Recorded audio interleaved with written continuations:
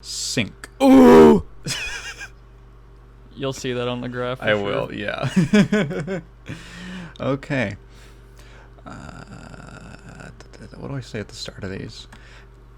Hello, and welcome back to episode 62 of the Cellarcast. I am joined once more by my friend Prox. Say hello, Prox. Hey guys.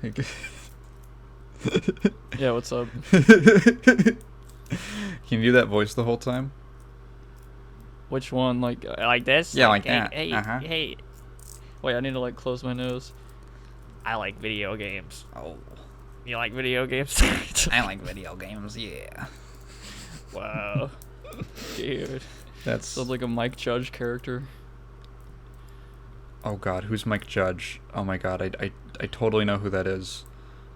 It's not coming. Dude who made King of the Hill. Oh! Beavis and Butthead. That's right, okay. I was like, the Pretty name... sure that's his name. Yeah, hang on. Mike Judge. Yep, exactly that. You're spot on. I didn't realize that was the same guy. It's interesting. Yeah, it's pretty funny. Yeah, pretty humorous. A little bit of goofy there. You want to hear a fun fact? What's up? Alright, you know the funny bone? Yes. You know why? Because it's not actually a bone, right? It's a nerve? Yeah, is it like where your weenus is? Yeah, about. You know why it's called the funny bone? Why? Well, so it's a nerve, but it's called funny because it is directly attached to the humerus bone in your arm. Oh. You don't sound impressed with that. That's really neat. I like that fact. Can you tell me more facts? Do you think so? I could tell you a lot of facts. Anything in particular you'd like to know about? Why is the sky blue? Isn't that because of the specific elements in the atmosphere? Like, isn't that because of hydrogen? I've heard a couple of reasons, like one of them being like, oh yeah, it's because of the reflection of water or something, or maybe it's like a bunch of nitrogen, but I don't know, I don't remember. I'm not a biologist, I'm more of an engineer. From the Royal Museum's Greenwich, I have to remember how to pronounce that really quick. Yada yada yada. Okay. Oh god, they're giving like an entire breakdown of what light is and like light scattering. Yeah, basically, blue light is scattered the most. It's redirected into many different I guess blue light is just like the most redirectable color. Interesting. I thought it was because of the like hydrogen or nitrogen or whatever. But I guess it's just because that's just how blue works. Whatever part of the spectrum blue occupies. They were right all along in that old, meme song. Which one? About reflecting their feelings and having a blue Corvette and being blue all the time. Oh. And life is just blue. Yeah. So that's what they were talking about. It's also, I like blue because, well, yeah, as you can see, but I know blue, I think, is at least digital blue, like 0000FF on hex. Uh-huh. The blue I like the most. It hurts the eyes the most. I don't know if there's any correlation there. Do you like looking at it? I mean, I like it, but it's definitely a very harsh, probably the most harsh color, I think. Is that why you like it? It's sort of, I like this blue, because it's sort of a thing of like, oh yeah, in talking about the digital realm a lot. I hang out a lot in the digital realm, a bit of a introvert, quiet meme lord, whatever you want to call it. It's very cyber color. Oh yeah, cyber. Yeah, I'm all about cyberpunk, and I mean, so.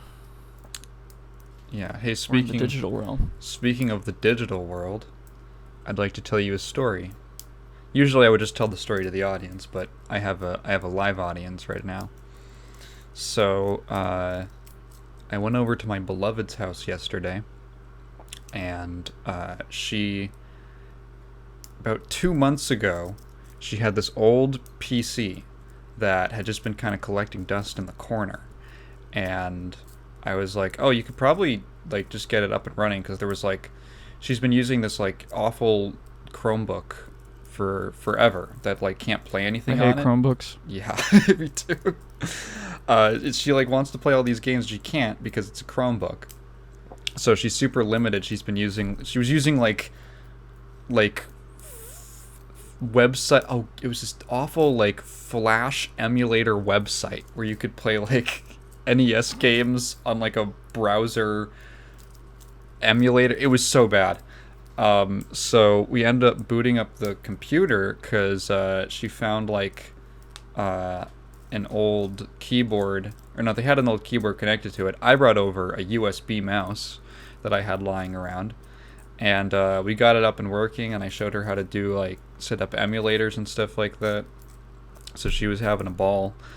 But she really wanted to, she liked playing with this old like, it's not a Mad Catz controller, it's like a GameStop Xbox controller. Oh, with just like God. These awful feeling buttons, and like the left stick drifts. It's so bad. It's so bad. But she was putting up with it for forever because she didn't have anything else that was compatible. So the other day she was with her dad. Her dad decided as a gift to get her, to order her like a new like Series X controller. So it comes in the mail, or it comes in the mail like while I'm over at her place. The delivery person drops by. That's actually its own story, because we had been so we had been like taking a nap on her couch, and it was really hot and humid, so like we were kind of like a little stripped down, and I guess unbeknownst to her, she hadn't realized that she kind of left the front door a little ajar. So we both wake up at the same time to this random delivery person, this stranger, opening the door and seeing us on the couch. Oh fuck! Oh Jesus! So he drops the package. She like jumps off the couch. So it's like, oh, thank you, sorry. So I don't remember if she had to like sign for it or anything. She like closes the door. Like, okay, that was weird. So we go to plug in the controller, and we realize that after some troubleshooting, that the controller doesn't work. The controller will just not work, and we're like, she's thinking it's a defective thing. I'm like, oh, well, maybe we'll just like try troubleshooting more. At which point I realize that the specific drivers that this controller needs, it's a Series X controller, are not available on her computer, because I neglected to mention that it's still running Windows 8.1. So I'm like, okay, we should start. You can just like upgrade to Windows 10 like for free, like they just let you do that now, which she wasn't aware of. So we start like the Windows 10 upgrade process, and during it, it starts to get really slow. No, okay, actually before it, I was like, she was downloading an update to the only game she owns on Steam, which is Multiverses, and it's going really, really slowly. Specifically the patching phase, after it's already been downloaded, it takes forever to patch. So I open up Task Manager, and I see that like 100% of her CPU is being swallowed up. And I look at it, and it's being taken up not by like Steam or any other normal process, but by some like thing I have never seen before, called like, it was called like Altruism Net or something like that. And I'm like, what is that? So I like end the process. Immediately finishes patching, like within 10 seconds. I'm like, gee, what? Okay, what is that? And then it pops up again. And I'm like, let me look up what this is, because it's weird. So I start typing in the name of this program into Google, and the first search search suggestion is the name, and then immediately followed by virus. Yeah. And I'm like, oh no. So I look it up, and yeah, it's a virus. And I'm like, oh god, okay. I was like, how long has this been on this machine? So I start trying to look for like where it's installed or something. I find it pretty easily, and I can't delete it because they do a funny little tactic where they because Windows has this stupid thing where you can't delete something if it's like currently running, and they won't tell you like where it's running or give you the option to like terminate it. I don't know why they don't do that, even if it's just open in like a file explorer. So I'm like, so it's always running somewhere in the background, and I'm like, okay. So I start looking around. I find a bunch of other malware that's installed on this computer. Like, we're looking around, and one of the on like her programs list, it's like Farmville 2, and she's like, I've never played Farmville. And I'm looking, and I try to like uninstall it. It's like weird and doesn't work for some reason. So I look like further down the list. I find something else, and I see like, okay, that looks weird, and it was installed relatively recently. And I look, and it says like the developer is someone called Pokey, like Pokki. And I'm like, huh. And then I looked back up, and because I remembered the Farmville thing, the developer also said it was by Pokey. And I was like, wait, hang on. Who develops Farmville? So we look it up, and we're like, oh, it's Zynga. This is a fake Farmville. This is a fake Farmville you've installed on the computer, or it's somehow been installed. So I go around trying to uninstall things. I'm like, fuck, let me just run Windows Defender. I look up Windows Defender. It has been deactivated. I'm like, babe, how did this even happen? How did this even happen? So we're just like waiting for things to like load or like process or things like that. And she just starts randomly clicking around. And I don't know what it's called. The little like, you know, in the bottom right of like your taskbar, or not the bottom right, but like on the side, the little arrow. It's not really a drop down, it's a drop up. The system tray? Yeah, the system tray. I always forget what that's called. She opens that up, and I see that there's like 5 processes of this altruism thing running. And I'm like, what the fuck? So I click on it, and it opens up a little window in the corner. And it has this, like, the first thing I see is they have like a picture that they probably ripped off the internet somewhere of these African children with text underneath it that says, donate your computer power to do good, or something like that. And I'm like, what the fuck is this? So I look over, and they have like a question mark thing. I click on that, and it's like an about, and it reads altruism.net or whatever it's called. Like, altruism uses with altruism, it allows you to donate your computer's spare power, spare processing power, to solve mathematical equations and algorithms. And I'm like, babe, how did you install a crypto miner on this computer? Yeah, someone's been mining Ethereum on their what computer the for like how the fuck years. Did this get on here? Because I look at it, and I'm looking at the dates, and I'm like, hang on, I'm just trying to like search back in my memory. I'm like, this was installed like 2 months ago. We got this back up and running like 2 months ago. You had this for like 3 days. And she's like, I don't know how that happened. I'm like, how did it get like this? So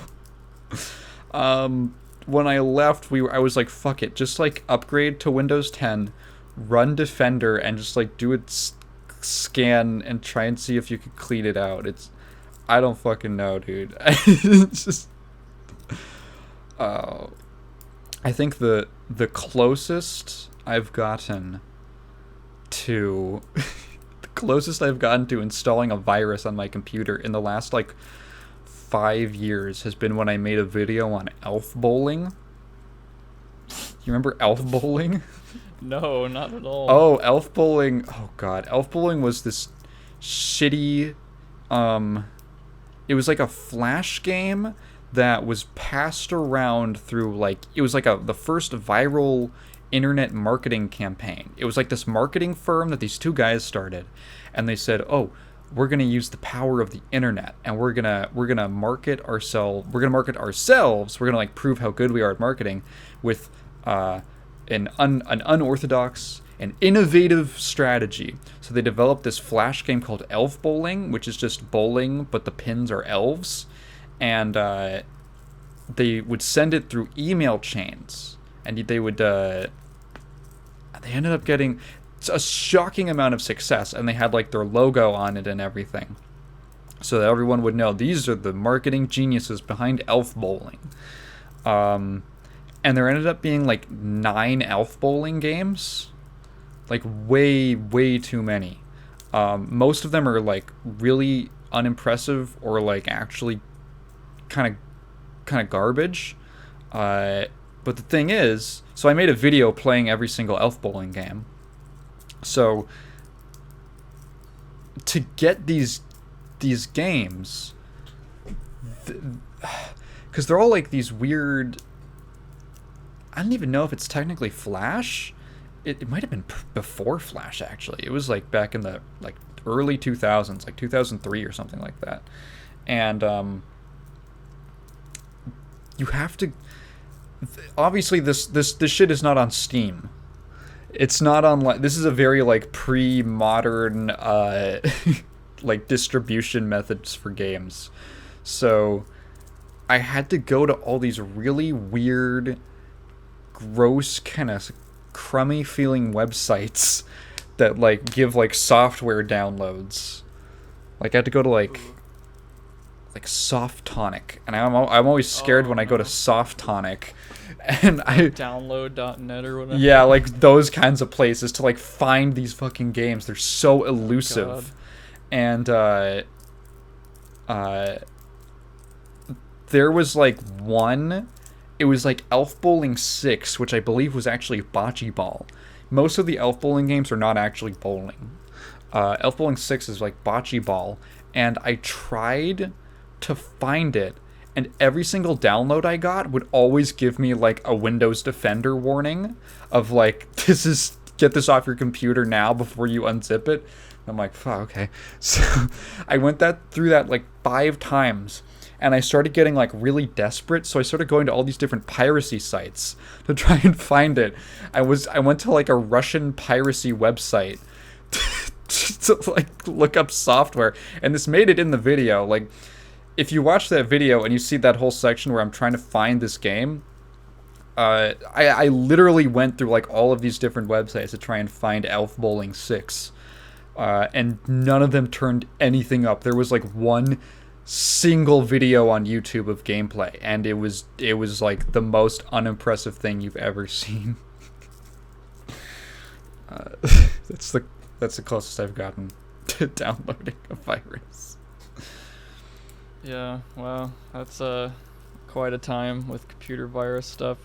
I think last time I had a virus was I think like 4 years ago. I don't remember what I was downloading, but yeah, when I downloaded it and like ran it, I instantly knew it was a virus, and I like ripped out my Ethernet cord and instantly like decontaminated my computer. Jeez. Essentially. Speaking of virus, Adobe, you know, I'm not kidding here when I say this, but the reason why I know about that shit, where it's like you can't uninstall this because it's like hooked to some like system program that's like always running or something, is because Adobe, if you install any legitimate Adobe program, I'm pretty sure it will hook itself in that manner when and I know this because I tried decontaminating my computer of anything like Adobe because because of reasons. I'll say that. You know, you're talking about sites earlier, but anyway, I just wanted to decontaminate my computer of genuine Adobe bullshit. Yeah. But I had to go to startup programs. I had to go through like 3 different things, like system management and whatever else. I think I went through registry editor. Oh, I was gonna ask. I was like, do you have to do fucking registry editing? Yeah, I actually deleted all the registry keys. Holy shit. That's like the and then final finally, step. Yeah, that's like if they want to make, if you have to do registry edits, holy shit. For anything. Or you have to open up like PowerShell. You've like really went down the fucking rabbit hole, man. Like it's. But anyway, yeah, Windows is like pretty annoying about that, and like if you get like a pre-built, like I got an MSI laptop. Yeah. There's like this dumb shit where I can't get these icons off my taskbar because I don't have permission to access my taskbar settings XML with the file. And I'm just like, you own.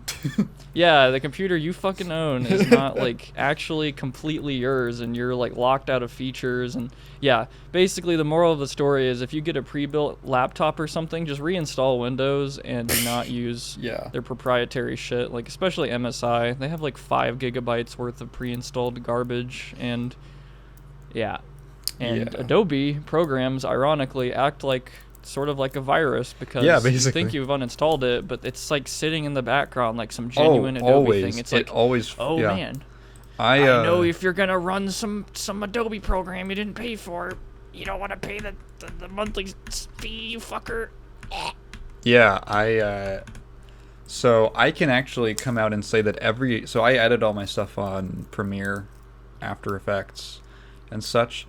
So I can come out and say all that shit is pirated by me, and the reason I can say that is because the statute of limitations on software piracy is 3 years, and I downloaded it in 2019.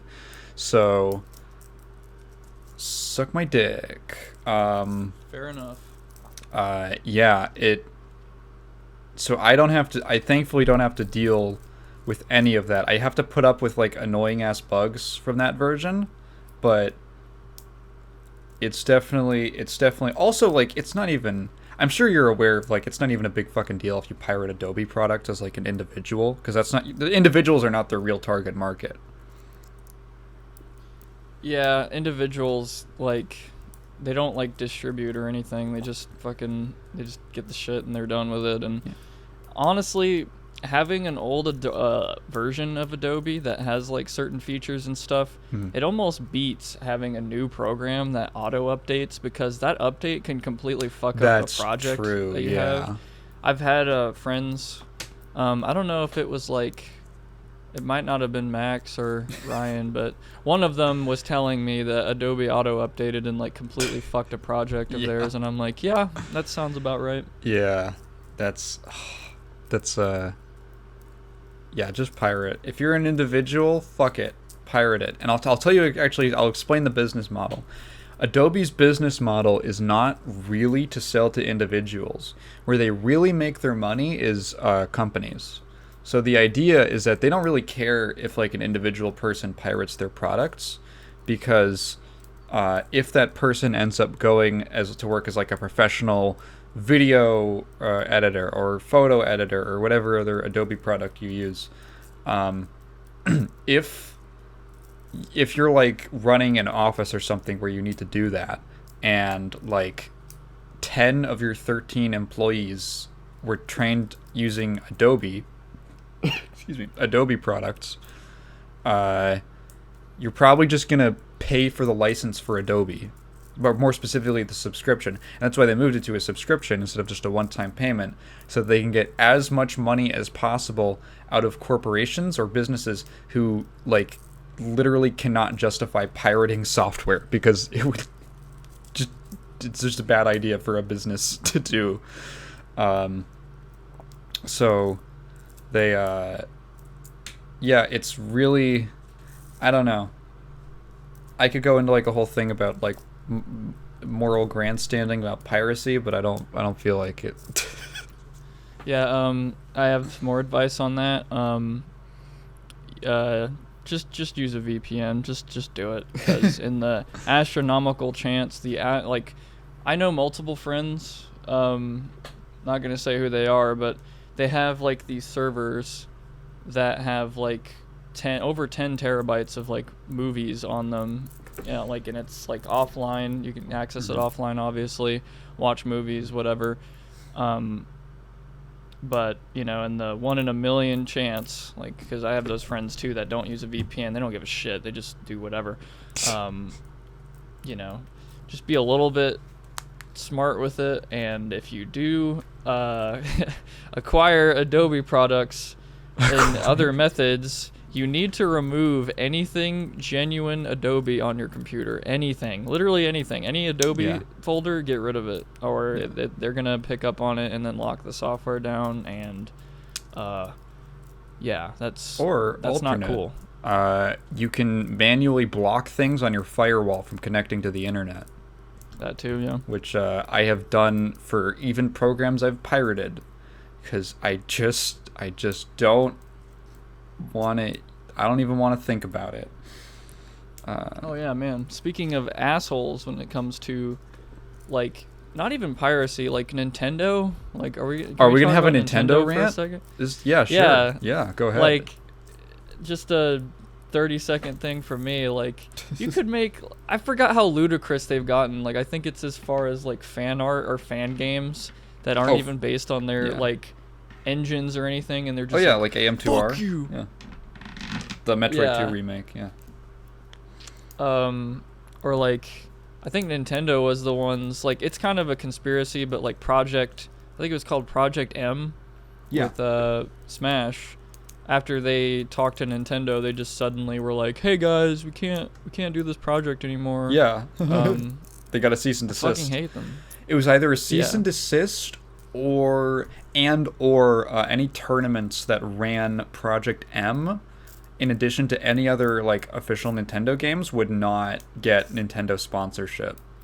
They're super dickish about holding sponsorships over like the Smash community, because they're like, oh my god, the Nintendo sponsorship, maybe Dad will love me now. And then Nintendo's always like, well, maybe we could do something, and then they never do anything, and they just like hold this little carrot over them. Meanwhile, Japanese companies, man, like every other fighting game developer, even like the Japanese ones, are like super cool. Like SNK, when King of Fighters 15 came out, they put out a thing that was like, hey, yeah, if you want to run like a community tournament and it has more than like 30 entrants, reach out to us and we'll donate like $500 to the prize pool or something. Oh, nice. Like, fuck it.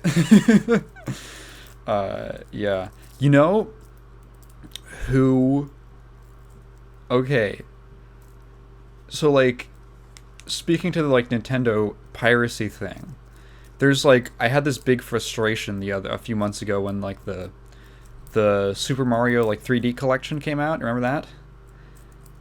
I don't in particular, but, I know... Yeah. Like, Nintendo has been really just like a giant asshole about making their older products available. Yes. Like, I remember I think Gabe Newell himself said this, that like piracy is more of like an accessibility issue than it is an issue with people who don't want to buy games. Yeah, like, pretty sometimes much. That's like the easiest route to go. Like, why the fuck would somebody spend like thousands of bucks on Adobe shit when, well, for example. Well, it's like, so I'll break it down for you. Break it down for me. So the Mario, I think it was called the 3D All-Stars collection, came out about a year ago. It was handled in the most nonsensical way possible.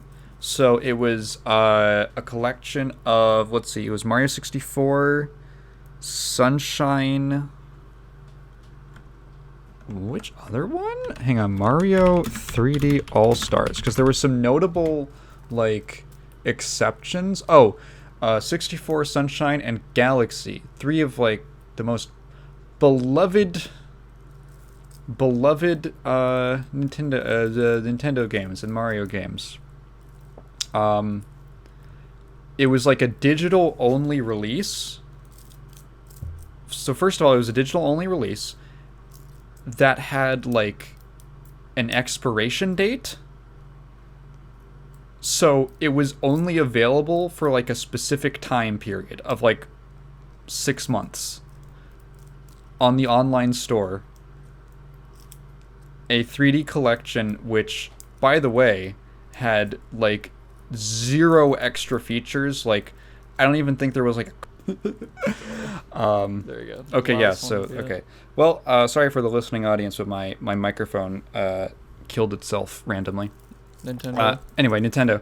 So the collection itself had like no frills. There was like no. Usually they'll add at least like a concept art section, maybe like a music player, just like anything, any extra features.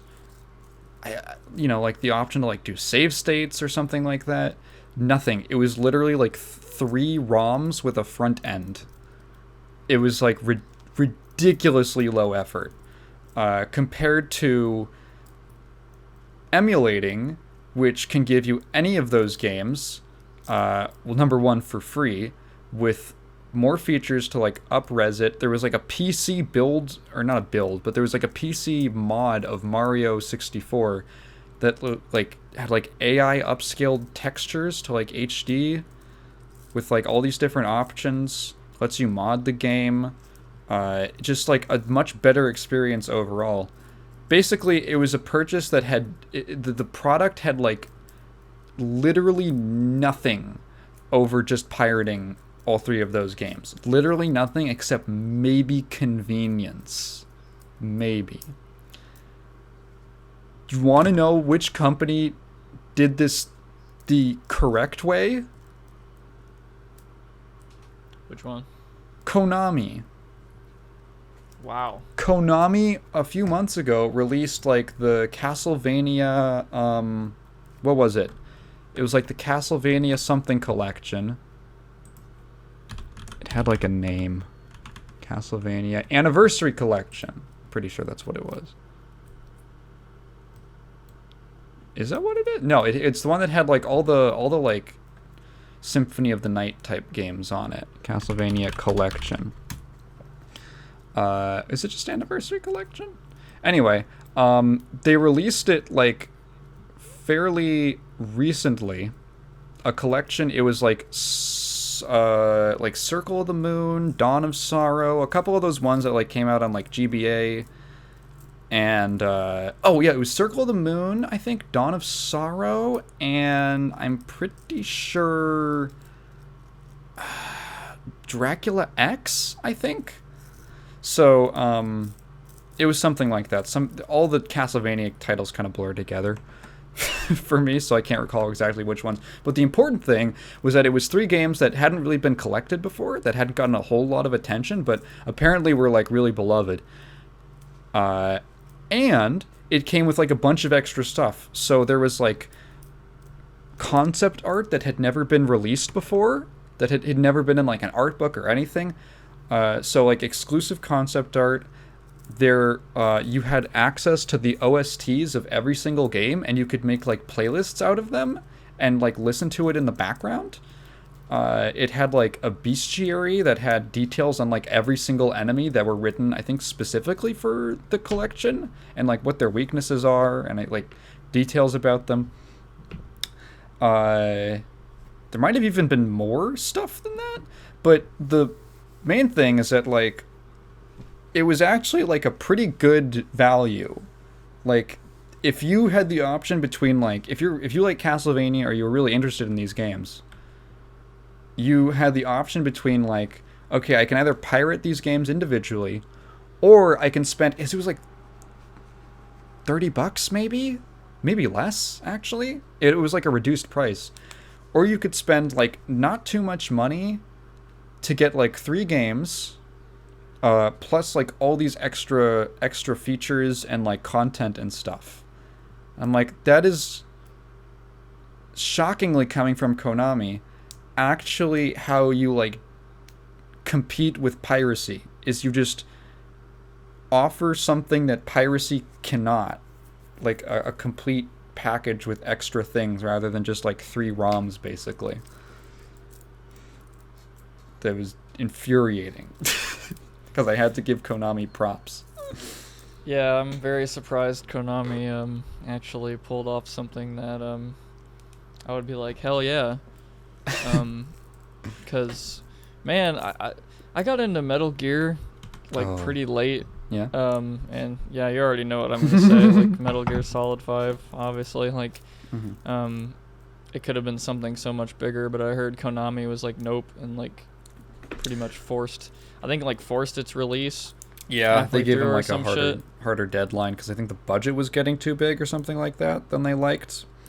Yeah, and then Kojima was like, all right, assholes, I'm out. And now Konami has like no really good. Like, they've got nothing left. Yeah, I don't know what the hell they're gonna do They've when got Kojima no one Productions becomes like bigger. Yeah, or something. Like I could see it happening, but and I think like they did that partially because they were like, well, I think they just didn't know what the hell they were gonna do. Like they tried to make games for a little bit. They really tried. They did like Metal Gear Survive. That was them trying, and then they were like, fuck it.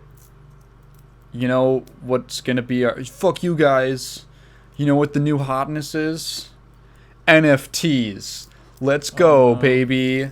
And gambling machines. Yeah. And then COVID hit and no one was at the pachinko parlors. And then NFTs crashed and they were like, maybe games are kind of cool, actually. I think we really came around to it. And I think they're like, fuck, we have nothing else. Konami's such a weird company.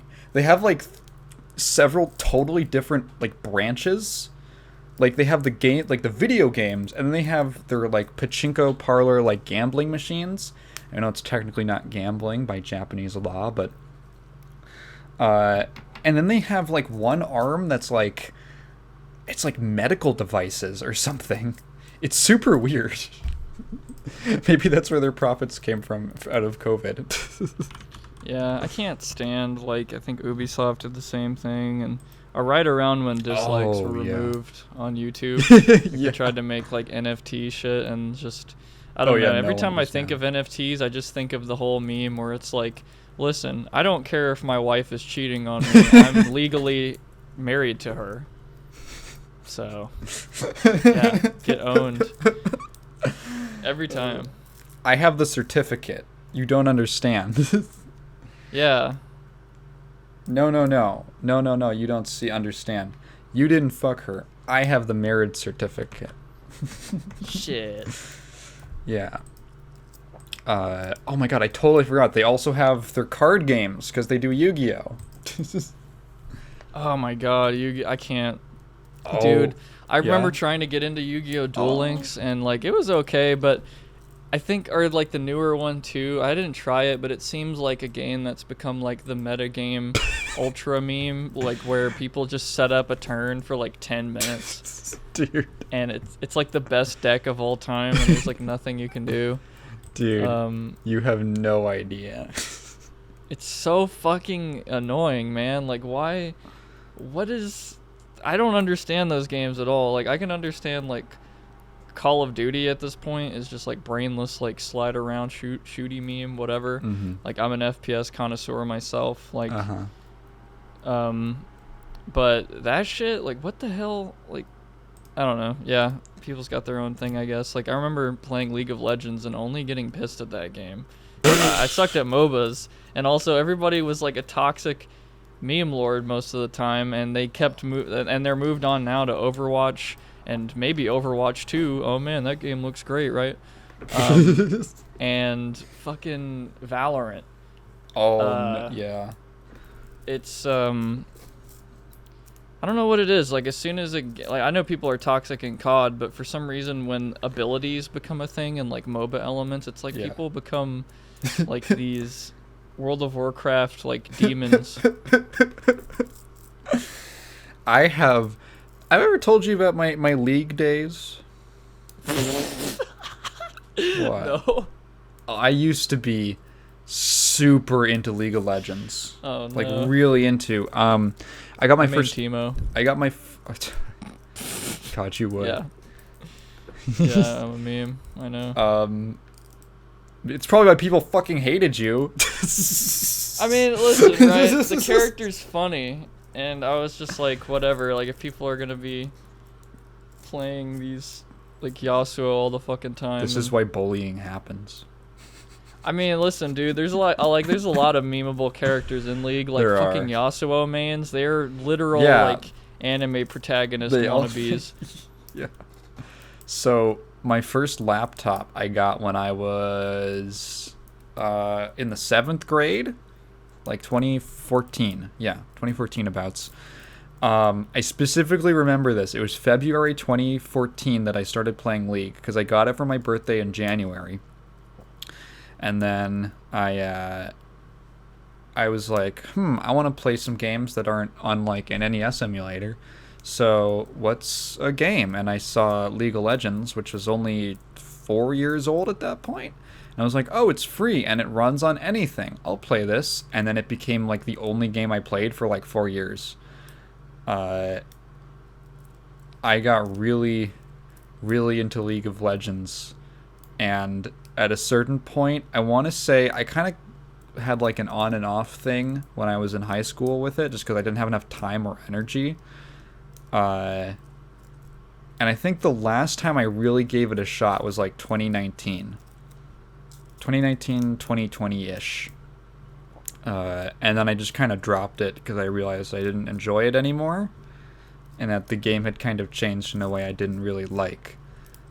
I don't regret my time with League. I think it gave me an interesting perspective. But yeah, the toxicity thing is interesting. Did you ever like get? How far did your like? When did you play League? I'm curious. Like around what years? I played League when Jax was good, so that was that a very long could have time been ago. many times. When Devourer was a thing, so it was Oh, like you kill 30. Fuck. So that's like season 6, season 5, 6. Okay. Yeah, and it was like the most fun thing. I loved playing Jax, and Yeah. I don't know. I feel like he was an all-rounder. He seemed like pretty good at the time, but Jax, like now he's yeah, just Jax dwarfed. is like Jax was always a character who was like he was like an all-rounder. He was very like with certain like items or mechanics that would get added, he could completely pop off. Like Devourer was like Jax City. And any Rage other Blade. any other champion who did really good with like on hit effects, but like Jax was definitely one of them. So he's just in that category of characters who can like they're usually pretty usable, but they can just pop off if the like meta is correct. I have like this whole I've done a lot of thinking about like why League makes people so angry. And I think ultimately, like, what it comes down to is that the game is just way too team focused. Like, Yeah. how much TF2 have you played? See, I've played it on and off for a long time, and I like the game and everything. I haven't played it too much, but there's this other game I play called Dystopia, and it again, like, yeah, that's a very team-based game. Like, there's some things you just can't do on your own. Yeah. Does that generate anger? With some people, yeah. Like, there's angry Russians and stuff, and I don't get like toxic with teammates. I'm just like, I just do. Like, I'm one of the best. Like, I'm considered one of the best players in the game by some people. Dystopia? What is this game? It used to.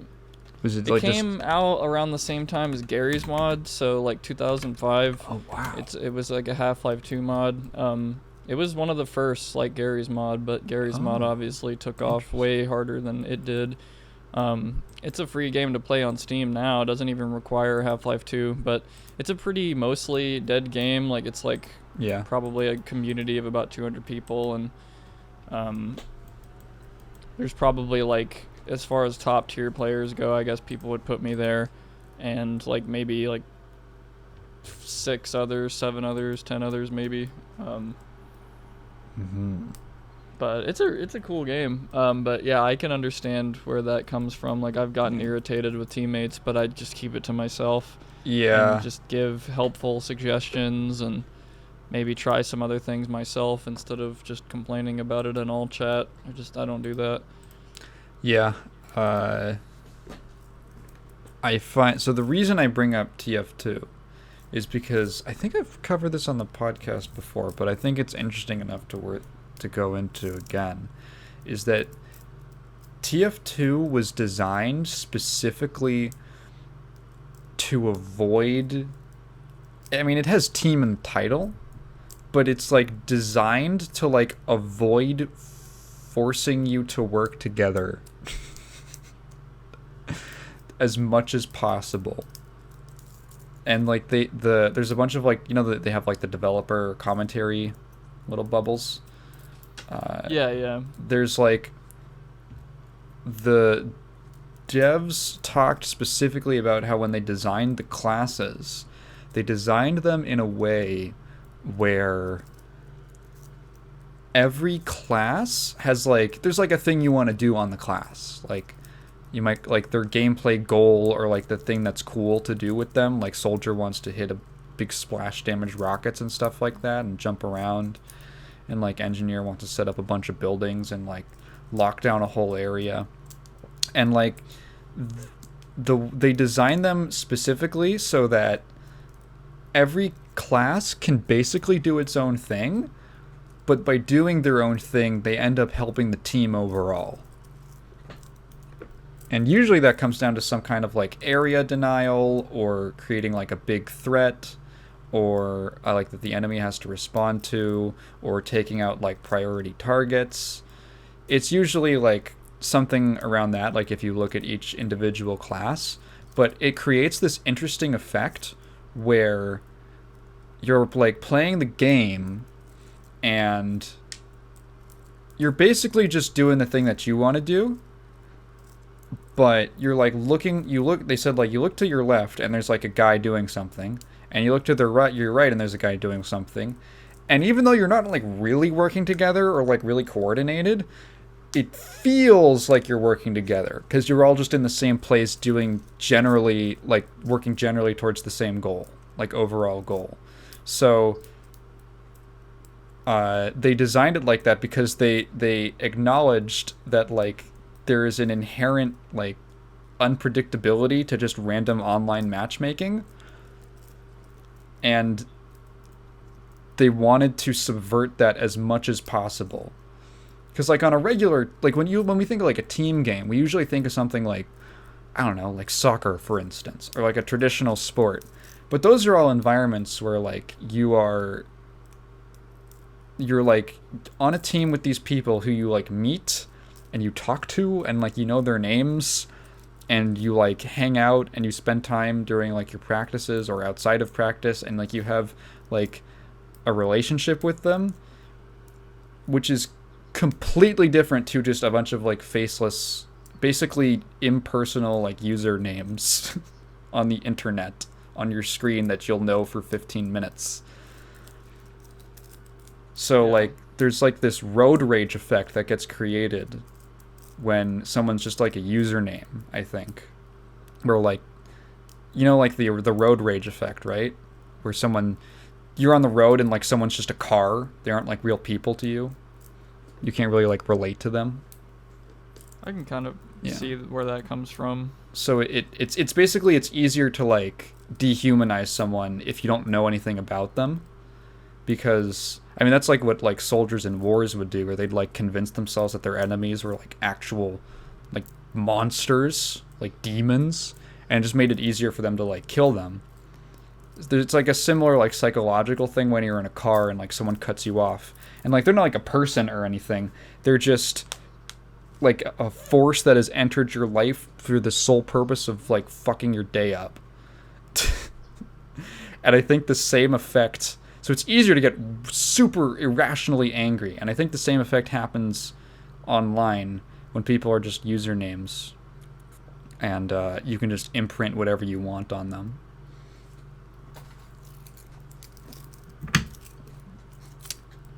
Yeah. My short answer is MOBA's just are a recipe for disaster. That's why I started. One of the reasons, there's a lot of things that one of the reasons I kind of switched off of League and a lot of team games in general is that I realized that the things that I really liked about League uh, were not like unique to League, and that I was spending a lot of my time doing things in the game that I didn't really like, and that all the things that I liked about League, or most of them, were pretty much just what fighting games were.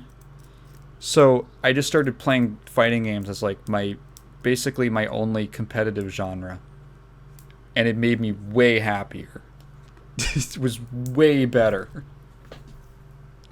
Yeah, my most competitive is like definitely first-person shooters, and when it comes to like source engine games like TF2 or Dystopia, well, mostly Dystopia because it's one of the source games that like embraces b-hopping as like a mechanic. It's fun, like really fast-paced FPS memes. Like, love b-hopping, great. Though there's people, of course, there's those one or two new people who get into Dystopia and they're like, wow, the only thing you need is a b-hop script and you're just so good. Oh my god. And I'm just like, yeah, okay, dude, it doesn't involve if you like, just cheat also. Good aim. Yeah, like it doesn't involve good aim or playing the objectives or anything. That's another thing about Dystopia that's interesting is like you can sit there as like a heavy with like a basilisk, which is like one of the best two combos, like a heavy class with a basilisk, and kill people all day, but you can't like do any cyberspace objectives because you can't like deck into the networks and shit, because that's part of the Dystopia gameplay as well as like the dual world aspect where you have to go into a computer network that's a physical space, as a decked out implanted like light dude clone that can only live for 20 minutes before he just dies because he's like so cybernetic and all that. I don't know where I was going with that, but anyway, you gotta play the objectives, and people, especially in COD, when I played Modern Warfare 2019, it's always these like dudes who have like hyper ADHD just killing everybody. Oh yeah, no one wants to do the objective. Yeah, they lose because they're not playing the objective, unlike me, who can, whip nay on a bunch of people in FPS and still play the objective very well, if not like the fastest in Dystopia. I think I am like the fastest player in that game. Because I don't know what it is about going fast, like in racing games and shit. It's just, or like Quake Arena, for example, just like that best, yeah. Breakneck Twitch speed and shit. Like, oh man, Twitch shooters, man. I wish they'd come back. Quake Champion sucks, dude. I was gonna ask you about that. I just read a conversation the other day about like, so obviously like shooters are still very popular, but or like arena shooters like Unreal Tournament, Quake Arena, which actually, funny enough, I don't know if you know Quake Live. Yeah, I think so. That was like a 2010 thing, or Quake World. I forgot what it was called. Yeah, it's Quake Live. It's basically like Quake Arena, but new, and has an actual player base. Yeah. That's just bringing it up. But like those games are like not popular, and I don't know enough about the genre. Like I've only ever really played like single player FPSs. Like I only ever played the campaign for Quake or Quake 2. Do you have like why do you think they aren't as popular? Okay, that's a really interesting question, because that's a question I'm going to get really in depth into when it comes to a video I'm going to make later on, interestingly enough, about sort of like Max and I are talking about this, like as like something along the lines of like a Zoomer's take on Quake is probably going to be the video, and it's probably going to get into the theories of like why arena shooters sort of slowly like, of course, like arena shooters aren't popular anymore, however like deathmatch type games are, and like slower paced stuff like maybe like Tarkov or Rainbow Six Siege, which I like both of those games as well, and I don't really have like a concrete answer as to why, but maybe it's more of a cultural type of shift, and sort of a more like slower paced, more like realistic type thing, like more elements involved versus like, oh yeah, you like move you have a certain acceleration all the time and a movement speed all the time. There's this many weapons, this many pickups. This map, you're let loose. Versus like, a create a class, like in COD and all that. I don't really have a concrete answer, like I said, but it is definitely an interesting phenomena. It's another thing too I'm going to get into. This is sort of related, sort of not, but it's like the thing too about I'm still making a video on Enter the Matrix. Yeah. And that's on a delay because I got sick like multiple times after like pretty much into August. So I took a vacation too, so that's delayed. But I wanted to get into the question as well in that video about like, do people really want another Matrix game, or like do Zoomers or new like younger people even care about the Matrix? Like, because, and I'm gonna get into it because all the talk about like, the Unreal 5 demo of the Matrix, and oh man, will they make a new movie? Probably not. A new game, or I definitely need to do some research, but I kind of have a few ideas in my head as to why. But along for that and for the arena shooter genre sort of being sort of a nostalgia trip, and that's pretty much it for most. Yeah, because I was thinking about it just now as you were talking, because I was like, okay, so like think about like popular, like maybe this isn't like a super one-to-one, because I was thinking like, okay, is there like a gameplay thing that drives people away from arena shooters? Like, is there something about the gameplay that is less appealing, or that it's like more? Do you think arena shooters are like more niche inherently because of their gameplay?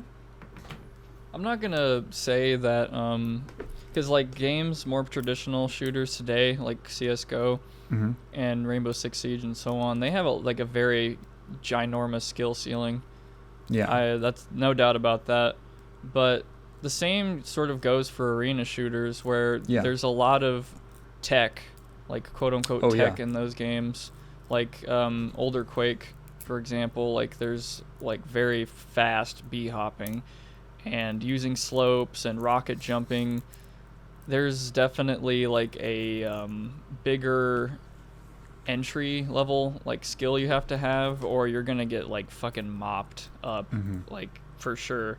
But with something like Call of Duty, I feel like the entry level is like quite a bit lower, and it's sort of, there's like more casual elements to it.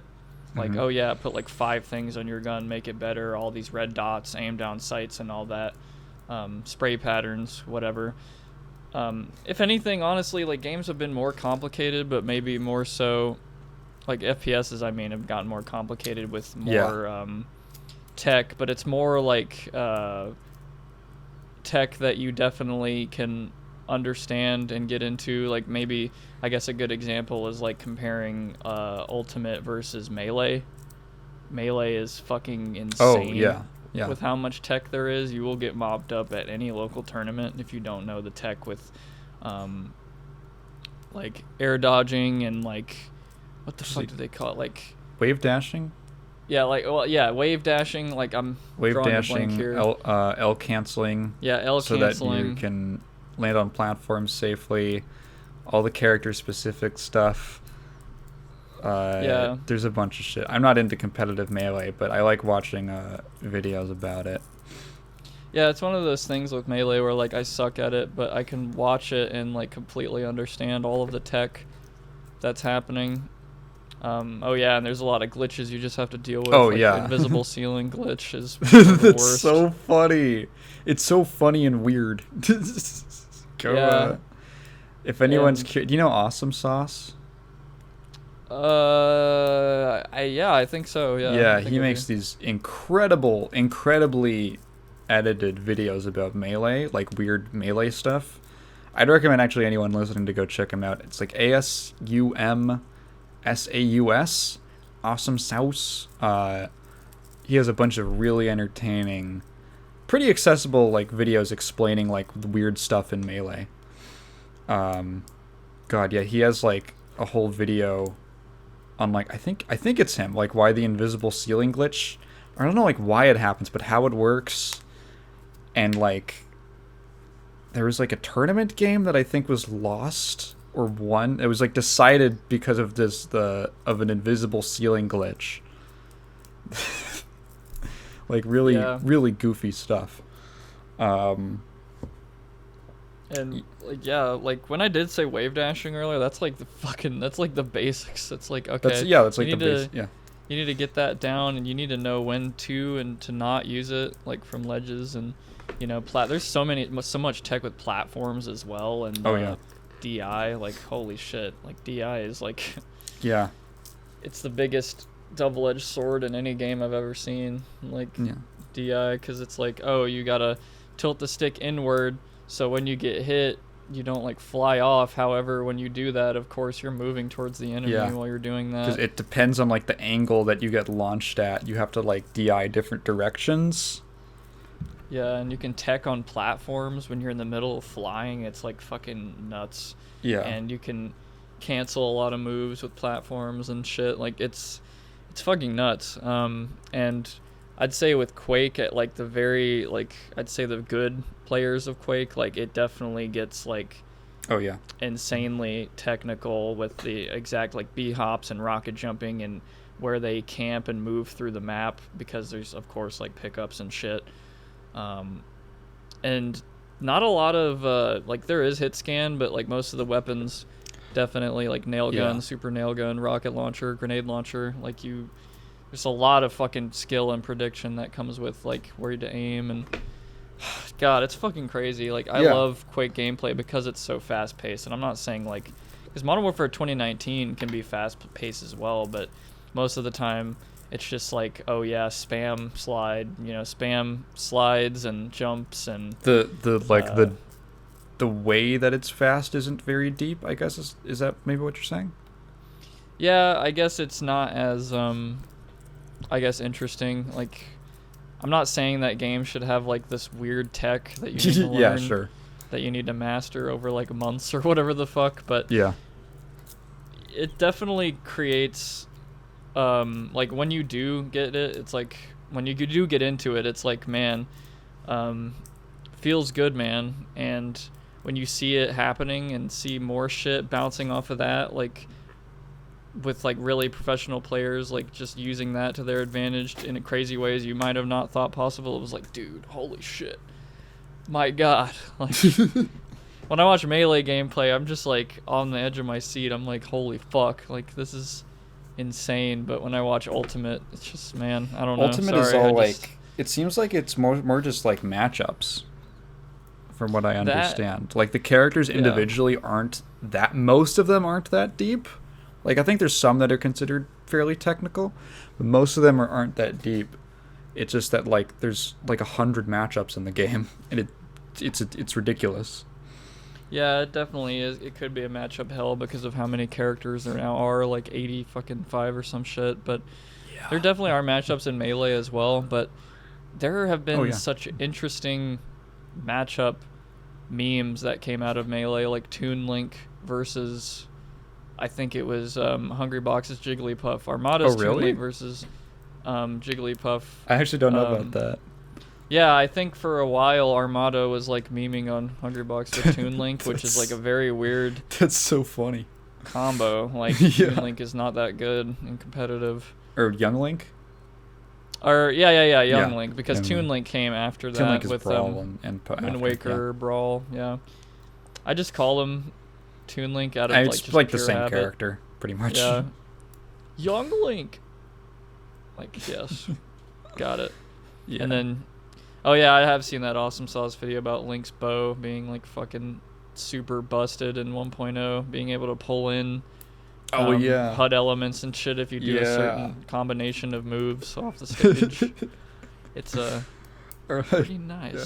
All these weird oversights, like adult, like regular Link, his neutral air, the hitbox doesn't go away until the move is completely over for some reason, even though the animation, like, he pulls his legs back in.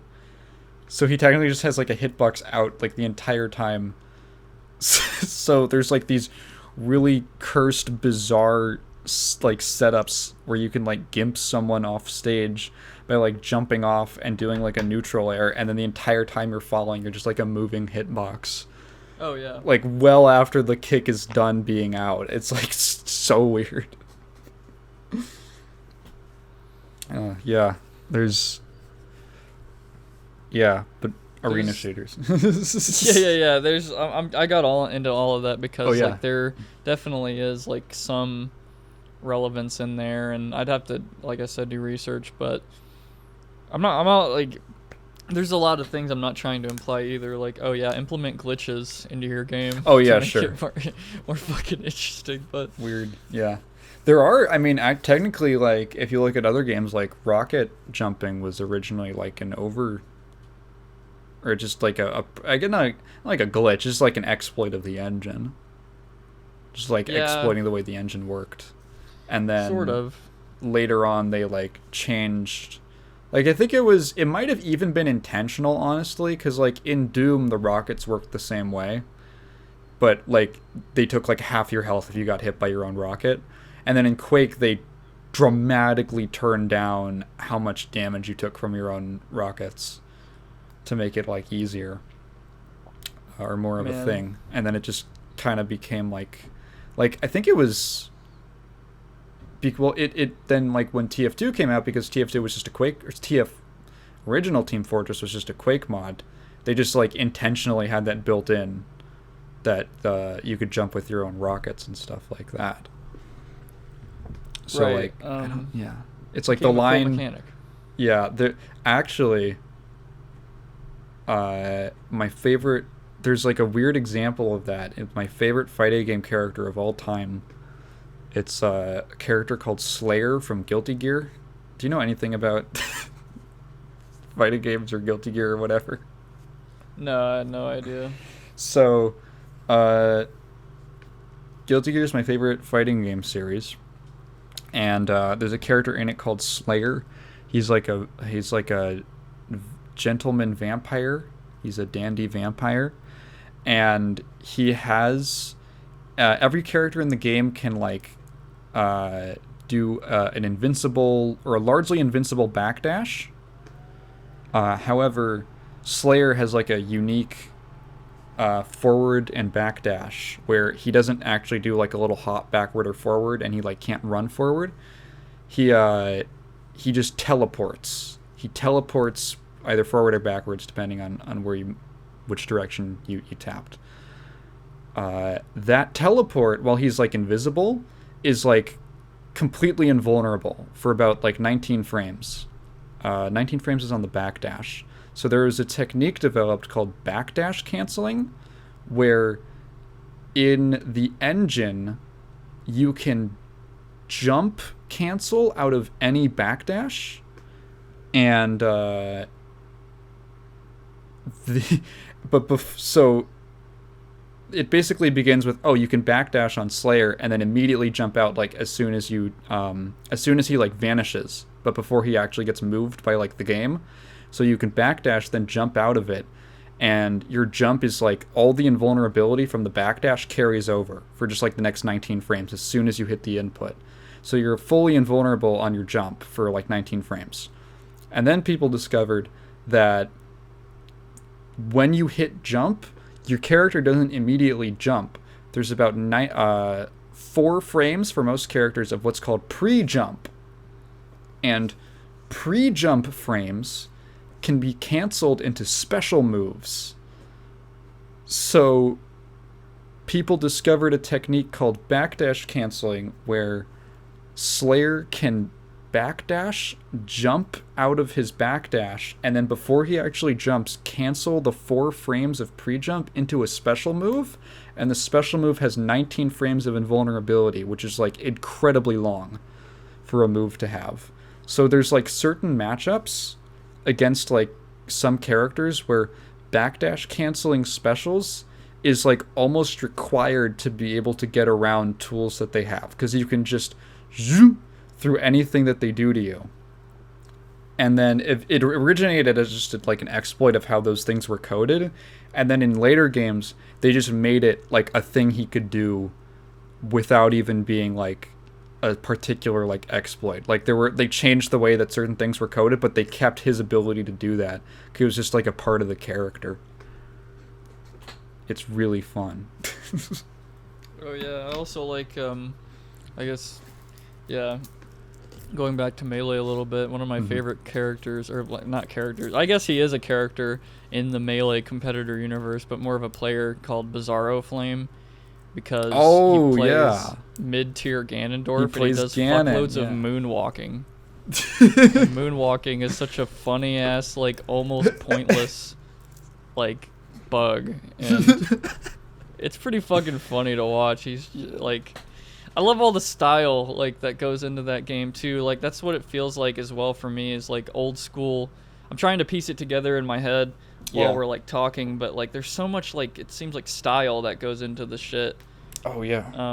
Absolutely. A lot of personality that you could really pick out with the way that certain techniques were used and shit. Like in Dystopia, there's a lot of old school techniques like bee-hopping, and I'm not gonna say I popularized it in the game, but like there's this gun called the bolt gun, and basically it shoots a bolt out of this gun, and you right click and it discharges the electricity from it, and it has knockback properties.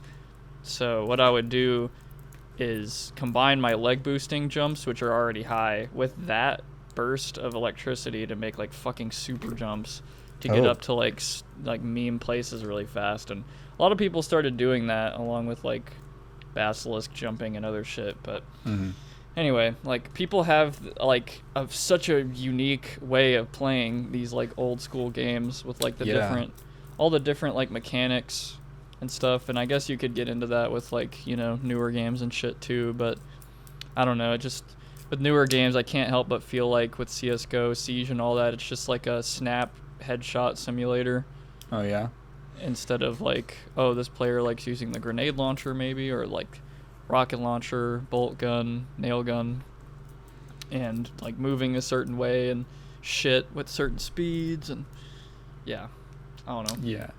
No, I definitely feel that, because so to go back to Guilty Gear, because of course, my favorite Guilty Gear game is specifically, it's Guilty Gear XX Accent Core Plus R, which is a terrible name, but it's an amazing game. It's the 6th version of Guilty Gear XX. So, got it. The 6th and final version that came out in 2013 and was actually mostly ignored because the next like actual game came out like 5 months after Plus R happened. But Plus R is like a great game, and its later Guilty Gear entries are a little bit toned down. Still probably a little like crazier than like, actually a fair bit crazier than like most fighting games in general, but they definitely kind of started to tone it down after Plus R. Plus R is like a fucking insane game. It's stupidly fast. Every character has like a dozen or more moves. There's like all these ridiculous mechanics that are like, oh, there's like a parry, but it's like a 2-frame catch window, but it's like super powerful, and you can like use it to alter your air momentum. It's like really weird. There's like all this really crazy stuff, and because there's so many different things, every character has so many moves, there's so many mechanics. If you look at like footage of like 2 high-level players playing like the same character, you could probably make if you know them somewhat well, you can make like a decent guess as to like which one is which, because they'll be doing such different things.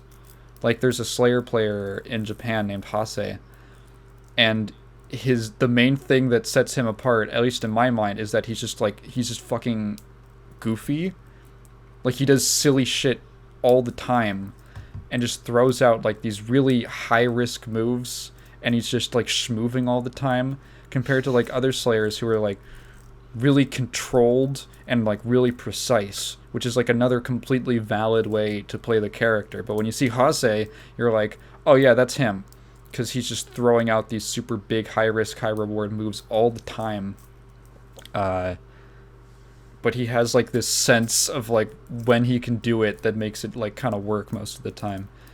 It's really interesting. And I don't know Yeah. if that's like necessarily lost in later entries, but it's not quite as prevalent just because there aren't as many ways that you can like express yourself through the gameplay, just because there's like the mechanics are a little more streamlined. And to be fair, I think a lot of the ways that the later Guilty Gear games streamline mechanics is actually pretty good, but it does like make for somewhat less of like an expressive game, I guess. Player expressions is like one of those buzzwords that like the fighting game community kind of throws around. Like everyone kind of has their own definition of it, but yeah, it's just how I feel like personally. Yeah, with like certain games and like older games and stuff, etc. Like it kind of reminds me of the whole meme of. There's this artist I listen to a lot. I think I might have said this in the last time I was on here. Named Aphex Twin. Very. Oh, I know Aphex Twin. Renowned. I haven't really listened to them, but I know of them.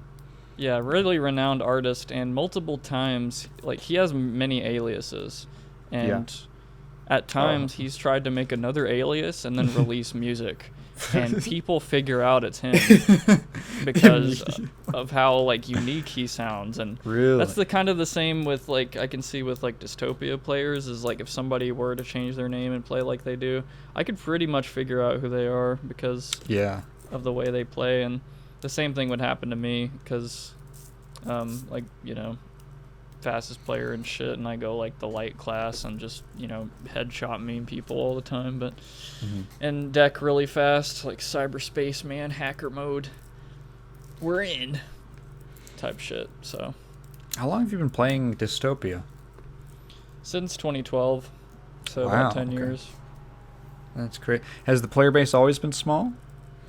Well, like for a long time, I believe yes. And another problem is it's a pretty split player base. Like, I feel like 40% of the people are European, 40% of them are U.S., and then like 20% are from Australia. So when there's like rare tournament games, it's like okay, we have to decide which server to put it on because It's like a ping is a nightmare. big problem. Yeah. Yeah, and we all have a different way of really playing, I guess. So. That's cool though. There's like all these, I feel like there's all these weird little competitive games I've never heard of, but there's just like 100 people who play them and they just never stop playing it. Yeah, man, I wish I could give you a solid answer about like older arena shooters versus now, but yeah, it's sort of, it could be as simple as it's just, you know, it's the trend, you know, like sort of like music has its trends and stuff. Like you know, grunge that was really popular, and then like rock, and then rock sort of became like new metal was a meme, like, and then people were like, oh god, and then rock got kind of not good, arguably mainstream rock, and then now pop, like other shit like pop and rap and hip hop seems like more popular that I've seen. Yeah. But yeah, that's a whole nother conversation about rock. Yeah. I think it's I don't know. The reason why certain genres go in or out of style is interesting to me. Like I was thinking about like point and click adventure games, which feels like just don't exist anymore.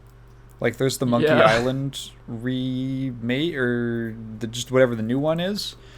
But like that's kind of it, and that's like partially like building off of, you know, like an established name that people know, but like there's very few. There's probably some indie ones that come out just because, like, of course there will be, but like I remember one like from like 6 years ago or more, maybe at this point, honestly. That got some attention, and then I don't remember any others, which is weird because it used to be like in the like 80s and 90s such like a prevalent genre, and then just like vanished for some reason. Yeah. Like maybe it was just point. Maybe it was just like maybe it was just that, like, it became easier to tell stories in other ways. Excuse me. Like, when I think about, like, I don't know, Return to the Obra Dinn? I don't. Oh, it's like an indie game about,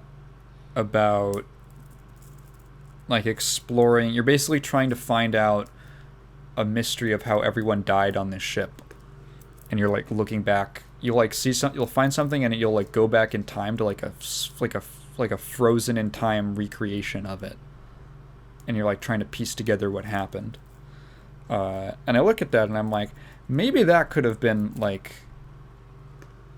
a point and click kind of game or something like that. But because of what was available to them, the developer just wanted to make it like a first person game in like full 3D and all that. I don't know. Yeah, it's there's a game called Hacknet that's like this game that tells a story. It's on Steam. It's a pretty good game, but it's a game that tells a story.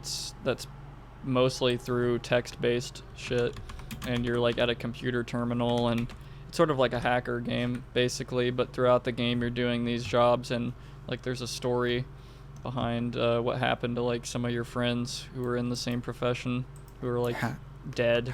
How is it spelled?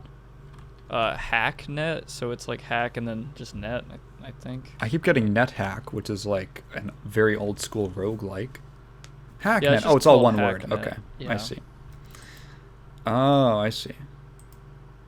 Interesting. And there's also another game that's quite a bit older called Uplink from the early 2000s.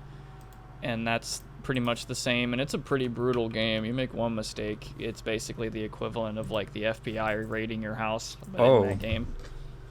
Because you're doing like these illegal memes. Like the game pretty much starts off with the warning and the law that breaking into a computer network is a felony.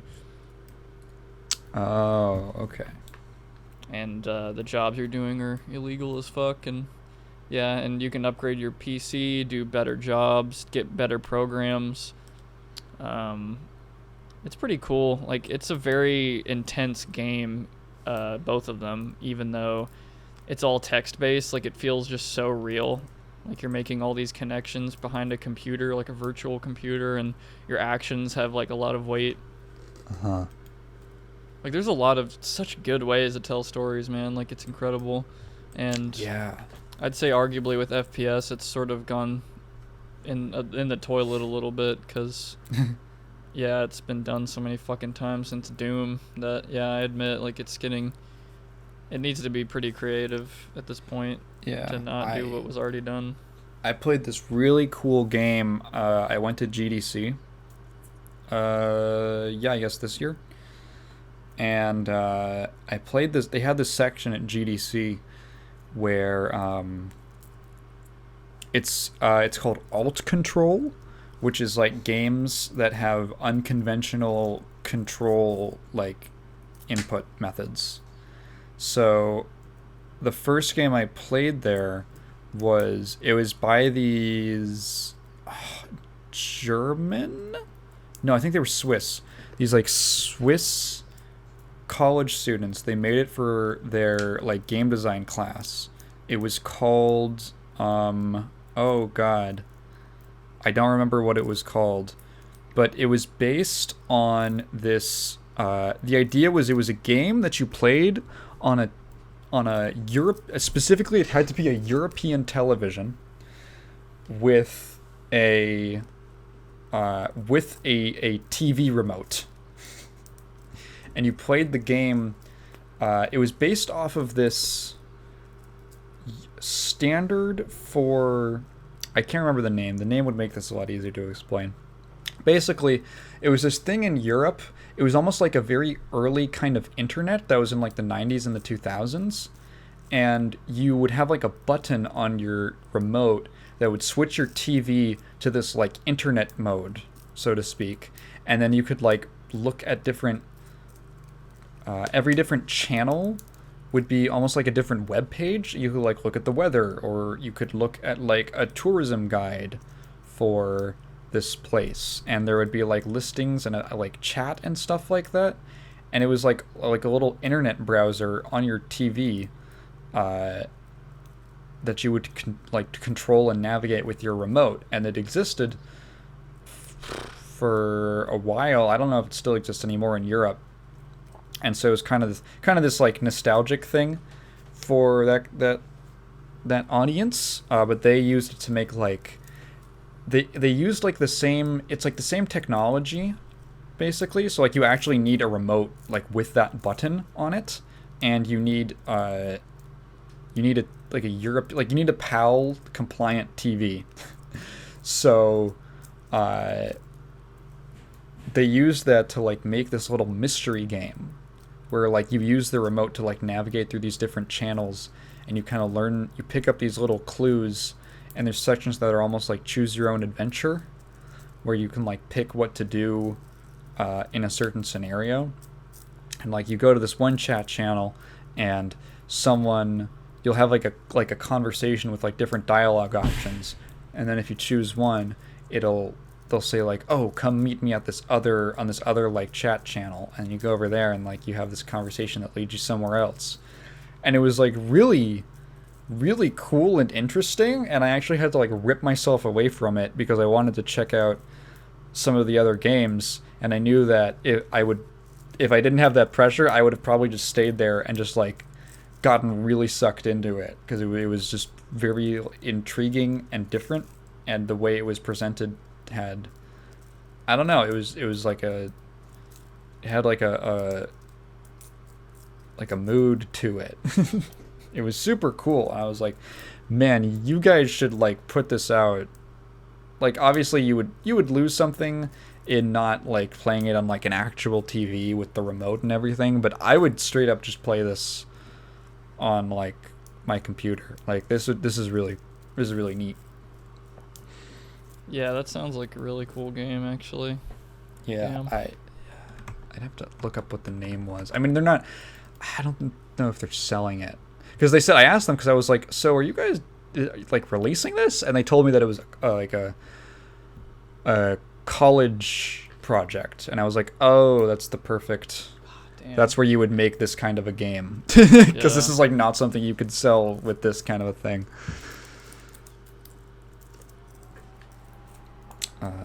Yeah. Love unconventional story games. Like, I wish I could play Undertale for the first time again.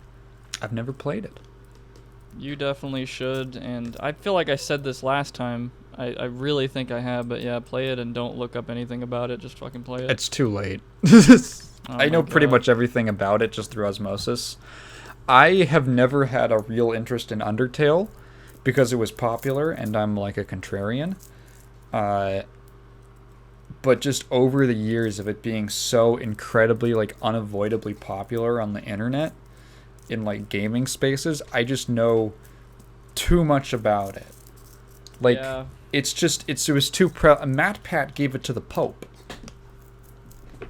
It's super goddamn Come on. annoying when that happens. Like, Yeah. I feel like that this is happening with Better Call Saul right now as a show, where people are. It's such a popular show right now, Yeah. and people are so excited with it that they can't shut the fuck up about it. They're spoiling an insane amount of shit with it. Like, and I'm very surprised I haven't been spoiled yet. Like, I need to watch the final episode tonight, which I'm gonna do probably after this. But,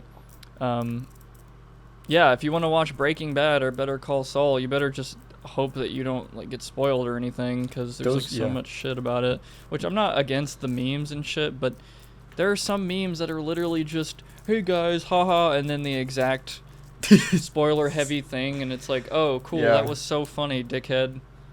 Those are two shows I have not watched. I haven't seen Very either good. of them. I'm sure they are. My beloved insists that we watch it someday, but I don't know. I just like don't watch shows at all. The only kinds of media I consume are video games, YouTube videos, and I guess music and books. Man, I haven't read a book in so long. I finished a fucking book the other day. I really enjoyed it. I've been reading a bunch of Warhammer books because I'm a And big fucking nerd, and I bought another one, and I'm like a third through it yesterday. I started it yesterday. do you know the Kino Corner at all? The Kino That Corner? YouTuber? No. Well, I remember when I went to Austin to help like Greg out with his like Lightwave stuff, which that's a whole huge topic I don't want to get into. Okay. Kino, like he let me borrow I think it's a Philip K. Dick book called like Do Electric Sheep Have Electric Dreams or something? Do androids dream of electric sheep? Yeah, Do Androids Dream of Electric Sheep? And I still need to read that along with the Neuromancer and the rest of the Sprawl trilogy, and I feel like That's like foundational cyberpunk Yep. stuff. Definitely turned dystopia genre into cyberpunk genre. Yeah. You ever played System Shock? I have them, and I'm gonna play them very soon. Do you have the enhanced edition of System Shock 1? Let me see. That's I'm the one pretty you should sure be. I do. That's the one you should be. It should be that one if it's on Steam. System Shock Enhanced Edition. Yeah. Yes. Okay. That's the right one.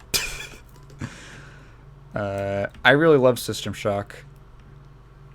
I wanted to make sure. I don't know. A lot of people, honestly, I think the enhanced edition of System Shock improves. The biggest problem with the game, for most people, is just that the controls for the original are incredibly clunky and weird because it's like a pre-Quake first-person game. Yeah. That is very like three-dimensional. But the enhanced edition like fixes that, where it lets you toggle freely between like mouse look and free mouse, which makes the game like function properly. It's like you can look around and then like interact with all the crazy UI elements on screen and stuff, and it makes it very convenient. So I love System Shock 1. I haven't beaten System Shock 2. I got part ways through it, and then I don't think I got bored, but I just hit like a wall. I think I just kind of backed myself into a corner by saving at bad points. And then made it hard on myself. But yeah, those are great games. It is a good game, but that's another great cyberpunky game. I'm all about it, and I'm still, working on my novel shit. Is there anything? Novel shit, my characters. Yeah. Is there anything about cyberpunk that like? Why is that specifically like a big deal for you? I guess it's because of my background for. I suppose ever since I was little, I was always like fascinated with computers, and later on it became just a fascination with anything engineering related, and it's sort of manifested in like to a weird thing of like, I guess the Matrix is also very, very responsible for that, because it's cyberpunk basically. And the concept of being in an analog world and having to work with a digital world, because the world we live in obviously is an analog world. Like, we can't speak to each other without using analog communication, even though like the Discord and the video being played right now is digital recreation, sampling, and all that.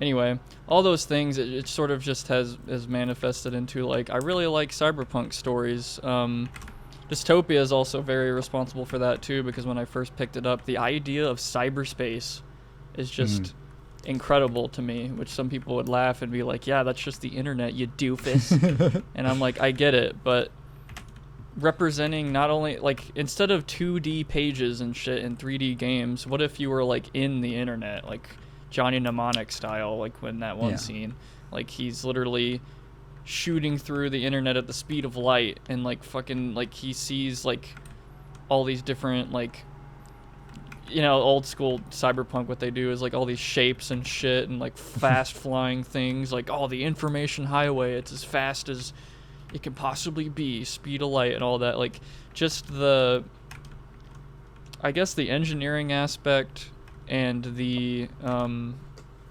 some of the social aspects of it too has kind of grown on me as I've gotten older. As you become an adult, you start to kind of question the whole thing about government, corporations, and arguably what the difference even is at times. Other things like that. Not much so much the social aspect, but as much as just the aesthetic and the love for the like cyber aspect of it, for sure. Like the digital aspect mixed with the like analog and digital aspect. It's sort of very hard to explain, to be honest. I'd have to dig it out of my brain and like make a script explaining it at some point, because I'm not very good on the spot about it, because it really isn't a simple answer. But yeah, hopefully that answered something with that, because I know there's so many different versions of a dystopian genre, like steampunk and like solar punk or something. All these alternate, like diesel punk as well, like all these alternate histories and stuff. I kind of like that too. Like, what if, sort of like Fallout 4, if you've ever played that, like what if we became like ultra conservative meme lords who just started using atomic vehicles, and inflation getting really bad, and technology looking the way it does, like the guns in fucking Fallout 4 look atrocious, but I mean that's the direction they went, like 10mm pistol looking like this weird block of trash. Yeah, so engineering, the cyber aspect, alternate history memes, the social aspect of it, aesthetic. Yeah. Would you ever want to actually live in a cyberpunk setting?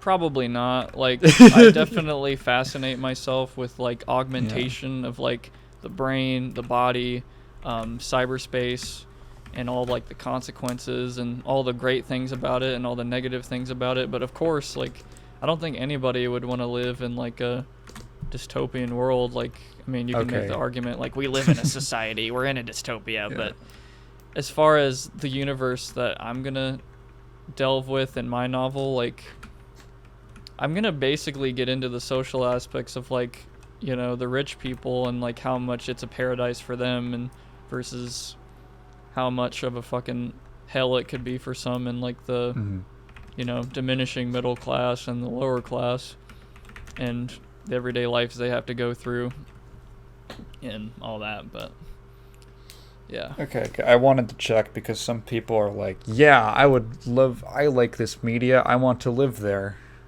because I like this media. It's just like incredibly like not it's like the worst thing you've ever seen. It's like, oh no, I don't think you understand. It definitely is a partially, like, my novel's sort of a critique on a lot of things, and sort of like a have you listened to the band KMFDM by any chance? A little bit.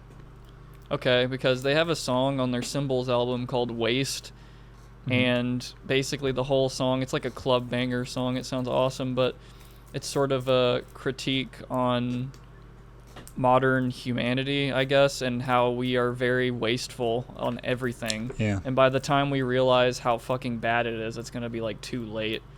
And that's sort of the attitude with some of the things there. And I'm not trying to be like all super political in the novel. Like, I'm trying to have it in all these underhanded social ways, because it would, I don't know, that would move people a lot more than like, hey guys, corporations are bad. It just kind of shows the potential of what could happen. Like, it's an alternate thing. Like, this could happen maybe, or maybe it won't. Like, it kind of depends on what we do now. And so on. I'm not trying to make a huge like political meme, like I said, but yeah. But anyway, it's called a punk world and cyberpunk and dystopia because it's a world that you probably wouldn't want to live in. Like, it's a a bad alternate history kind of thing, alternate future kind of thing. But there's some aspects of it, of course, that are like fucking fascinating to me, like cyberspace and augmentation of the body. And yeah, anyway, the advancement of like weapons and shit, not because it's like, oh yeah, killing people's epic, but because like I just have a fascination with engineering in general and what could be of like cars, guns, other, like, even food, like in the future. Like, how the fuck are we gonna deal with that? Is there just gonna be vertical farms like out the ass that are like skyscrapers, or are we gonna genetically chemically engineer something that's just near perfect for the human body, just all the nutrients you need, like Soylent, not Soylent Green, but like Soylent, an actual real product that exists as like a juice. I think it might still exist. It has like all the nutrients the body needs, and all you need to do is consume that juice 2 times a day, which interestingly has psychological side effects because of humans and interacting with each other while they eat food like chicken or salads or whatever. A lot of interesting science behind it, basically. Anyway, do you ever get concerned that like, so like say you put out this book and you're feeling good, and then you see people talking about it in whatever circle or whatever, and they're like, dude, like there's like all this stuff that you're like kind of, you say you want to kind of subtly criticize, I guess, or display negatively. Would that be accurate? Sure, like criticize is probably the correct term, and like what potential situations could come out of whatever things are happening socially or like laws, etc. It's like a bad state for the world to be in. Pretty much. It's sort of like a guise of like it looks good and it should be good and it's advertised as good and yay, epic. There's like certain people that think this is it's a better society, but then like underneath that is like sort of a crueler reality. So like what would you think, like if that came out and you look online or wherever and there's people who are saying like, who completely missed that, or were like, wow, I would love to live here.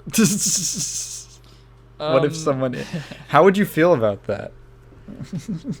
I'd be fine with it, honestly, because the way I write and the way I sort of make some jokes and commentary in some of the videos I've already made, it's definitely a thing of, if you catch it, you catch it. If you miss it, you miss it. I'm not going to present it in your face like 1,000 times like other YouTubers I know that I'm not going to name that annoy the shit out of me with that. Like, guys, this thing, and then they say it again like 6 times. Like, okay, we get it, dude. We're not dumb. Like, yeah, like that fucking Max guy.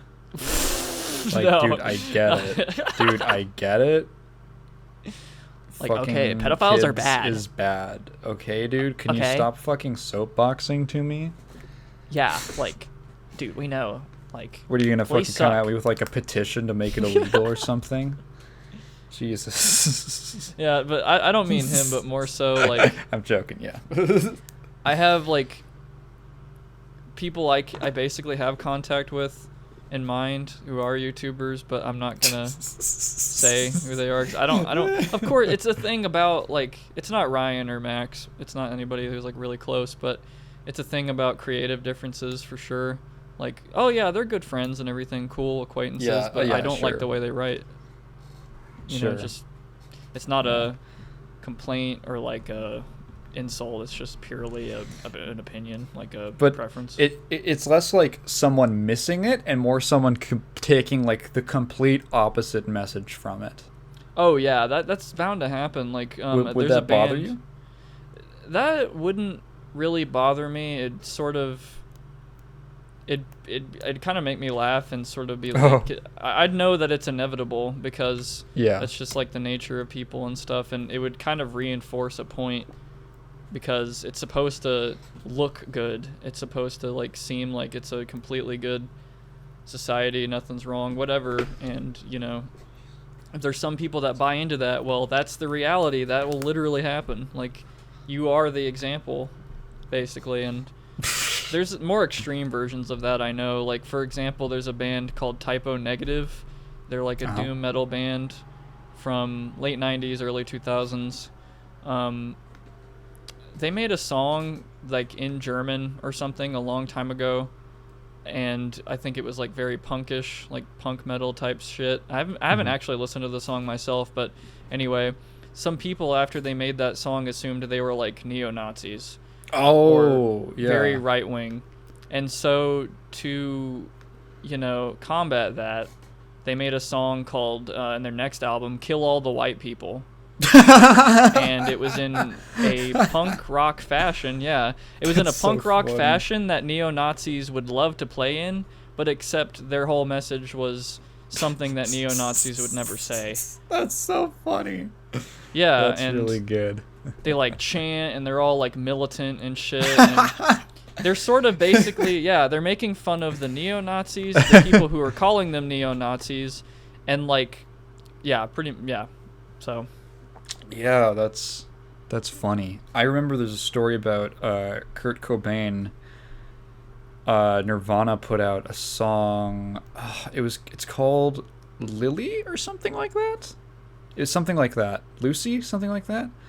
And it's a song that it's about like it's an anti-rape song, and no one understood it. No one, because he wrote it too subtly, and he got annoyed. So that's why he wrote "Rape Me," which obviously has a very inflammatory title, but that's like the reason. And if you actually look at the lyrics, it's like completely not pro-rape. But then it came out and people were like, I can't believe he made this song about how much he loves rape. And he's just like, fuck. It's bound, dude. It's inevitable that someone's gonna come up with their own, like, I'm all for people coming up to their own conclusions or their own things about like what certain things mean or like how some things sit with them, but yeah, there's gonna be those few, I think, or maybe a lot of people sometimes, depending on how you do it, where they just completely miss it and they interpret it as something like opposite or something. Yeah, like it really depends, but very rare. I'd say it takes something pretty extreme for me to be like, yo, what the fuck? Yeah. Like, if there was a bunch of people like saying like, like the case with Typo Negative with like saying they're pro-Nazi and shit, or like very right-wing, when fucking Peter Steele, the singer for Typo Negative, has said so many times, we are independent. We do not identify as either or. We want to piss off everyone. That reminds me. Staying, I guess, on the topic of bands, have you ever heard of the band Silver Mount Zion? I haven't. They're a Canadian. Okay, so they had this interview with this one time. They're like a Canadian band, and they always have like somewhere in the ballpark of like a dozen people. They make like weird music with like fiddles and like organs, and it's just a bunch of like weird stuff. It's very like, I don't know, I would call it surreal. Right. And just weird lyrics and stuff like that. They make weird like 12-minute long songs. I very much enjoy them. And they had this interview where they were like, yeah, people think that just because we're like Canadian and we make weird music that we're like socialists. We're not. We just like we have a diverse range of opinions in our band. It's just people are like, oh, they just throw them into this category because of like their sound and their like the fact that they're from Canada. They always got like annoyed. There was like this one in the same interview, this guy, he like I think it was the lead vocalist, and he's talking about how on like one of their albums he hand wrote all the lyric sheets that would come with the album, and there was like one word in one lyric that his handwriting, he like fucked it up and he wrote it weird, but it made it look like a weird alternate spelling. Like it was like the way that I think it was like the word will, and instead of writing it like, he wrote the I in this weird way where he wrote like the bottom part kind of slanted, and like the dot kind of weird, and it kind of ended up coming out like a Y. And there was like some music reviewer for some magazine or publication who was like pinpointed this like just little handwriting flub and made it this whole thing about like how pretentious they are for like intentionally misspelling a word. And he's like, dude, my handwriting, my hand was shaky. I don't know what you're talking about. Yeah, I especially can't handle when it's like, or I can't stand actually, like what I meant to say, can't stand when there's like publications who very obviously, I guess this is a fucking huge shadow I'm about to throw, but or what is it? Throwing shade? Yeah, throwing shade, that's what it is. Throwing a shadow sounds throwing cool. a shadow, the hedgehog. At major publications, because like they'll just they're so, they want to be on the cusp of something so fucking bad, and they have so little to write about that they're so quick to just fucking want to cancel people or throw shade and shit, because that gets more views and shit. And I wanted to make a whole video. I'm still debating on whether I should make this or not, but a whole video on my second channel about basically pretending to be like this very angry commentary channel at max and just like rant and do stupid shit for like 4 minutes and pretty much pretend to be all the things that I really dislike about the commentary community. He kind of already did that, to be fair, on his Twitter. Oh yeah, that's the point. The Tommy Z bit. Yeah. Mommy Z. Yeah. So Mommy Z. Yeah. Sorry. Yeah. That was so funny because I watched that before. I saw that before I watched his video. I was like busy. I think his video came out while I was on like retreat or something. I was like away from home, and I was like, I want to sit down and watch this when I have like some time. And I checked Twitter before I saw that video, and I literally just thought that he was making a parody of like Tommy C just because, and I was like, that's funny. I didn't even know there was like any kind of there was this whole thing. When I watched the video, I got the context. I was like, oh, that's why he's doing it. But I was like, oh, that's just funny. Just on its own that he just did it. Yeah, it's a pretty good parody, and I'm not trying to make parody. I'm not trying to make like a one-up of it or anything. If anything, sure. I was gonna pretend to be like a very angry, underrated like channel, like berating Max. Yeah, you should get someone to draw some like a rant Sona for you. Oh my god, I wanted to do that. I literally funny. I still draw art. Like I'm trying to draw art now. Oh yeah, maybe release some. But yeah, I can draw like an anime, like do like an anime, hoodie. like make yourself like a dragon or something. Yeah, or like this like white kid with like long brown hair and like fucking like a black hood on and wear a hoodie all the time in the summer because I don't want to show my skinny arms, type shit. Mm-hmm. Anyway, I have a lot of ideas for something like that, and that's funny. Propping up the camera in like the worst, most embarrassing angle, and like using my webcam mic and making it like 240p, and just like almost break my mic's like receiver because of like how loud I'm gonna fucking like yell and how angry I'm gonna get. You should maybe what if instead of like a specific YouTuber you did it about, do it about like some historical figure, some like really obscure, like Henry Townsend, who passed the intolerable acts in the colony, in like the American colonies. I remember that. I had to do an essay on him. He was this guy. I remember. I just picked his name because I was like, why not? And it was like impossible to find any info because he literally, the only notable thing he ever did was he passed this one kind of important tax act in like on like the East Coast before the Revolution. That was like the only notable thing he did, and my dad got mad at me because he was like, why couldn't you have just picked like Benedict Arthur or someone with like a bunch of like books on him? Why'd you have to pick Henry fucking Townsend? It's like, we're going to all these bookstores, no one knows who this guy is, he has no biographies about him, he shows up in like random paragraphs in other historical books as like a footnote. Just make like your rant like obviously the colonists were completely justified. They didn't have. How do you expect us Yeah. to without representation? I don't know, whatever. I just feel like it'd be too left field. I also have another idea for a video that is very left field, even if it's on my second channel. That's kind of like an anything goes kind of thing.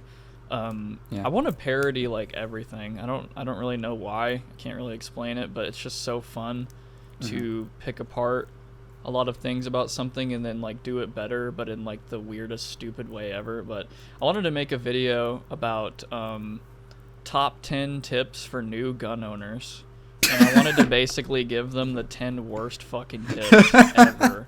Like, and it starts off kind of tame, but then it gets really fucking bad, like borderline like illegal shit. It's a big to save time on loading your gun by always keeping it loaded with the safety off. Like, yeah, or like, it would get so political. I can't. But one of them was gonna be like, always vote for anti-gun laws because protecting yourself is a luxury you just shouldn't have. Like something like that. Okay. Like some way. I need to like. I'm gonna make it sound like I'm being for real, but have like some subtlety to it. And I feel like a lot of people would take it the wrong way, and it would basically cement me instead of a true neutral as like a, I don't know, like fucking, oh, you must be like right wing because you like guns or something. But it's like, no, I'm fucking independent, and there's like plenty of fucking things I hate about like right, left, whatever direction. Like I feel like if you take one stance too much, you almost become full circle and become the opposite. Oh, it's the horseshoe theory. Yeah, that's what I've heard it as. Just yeah, end the up in like horseshoe this. theory. It's the same kind of person. Like somebody, basically.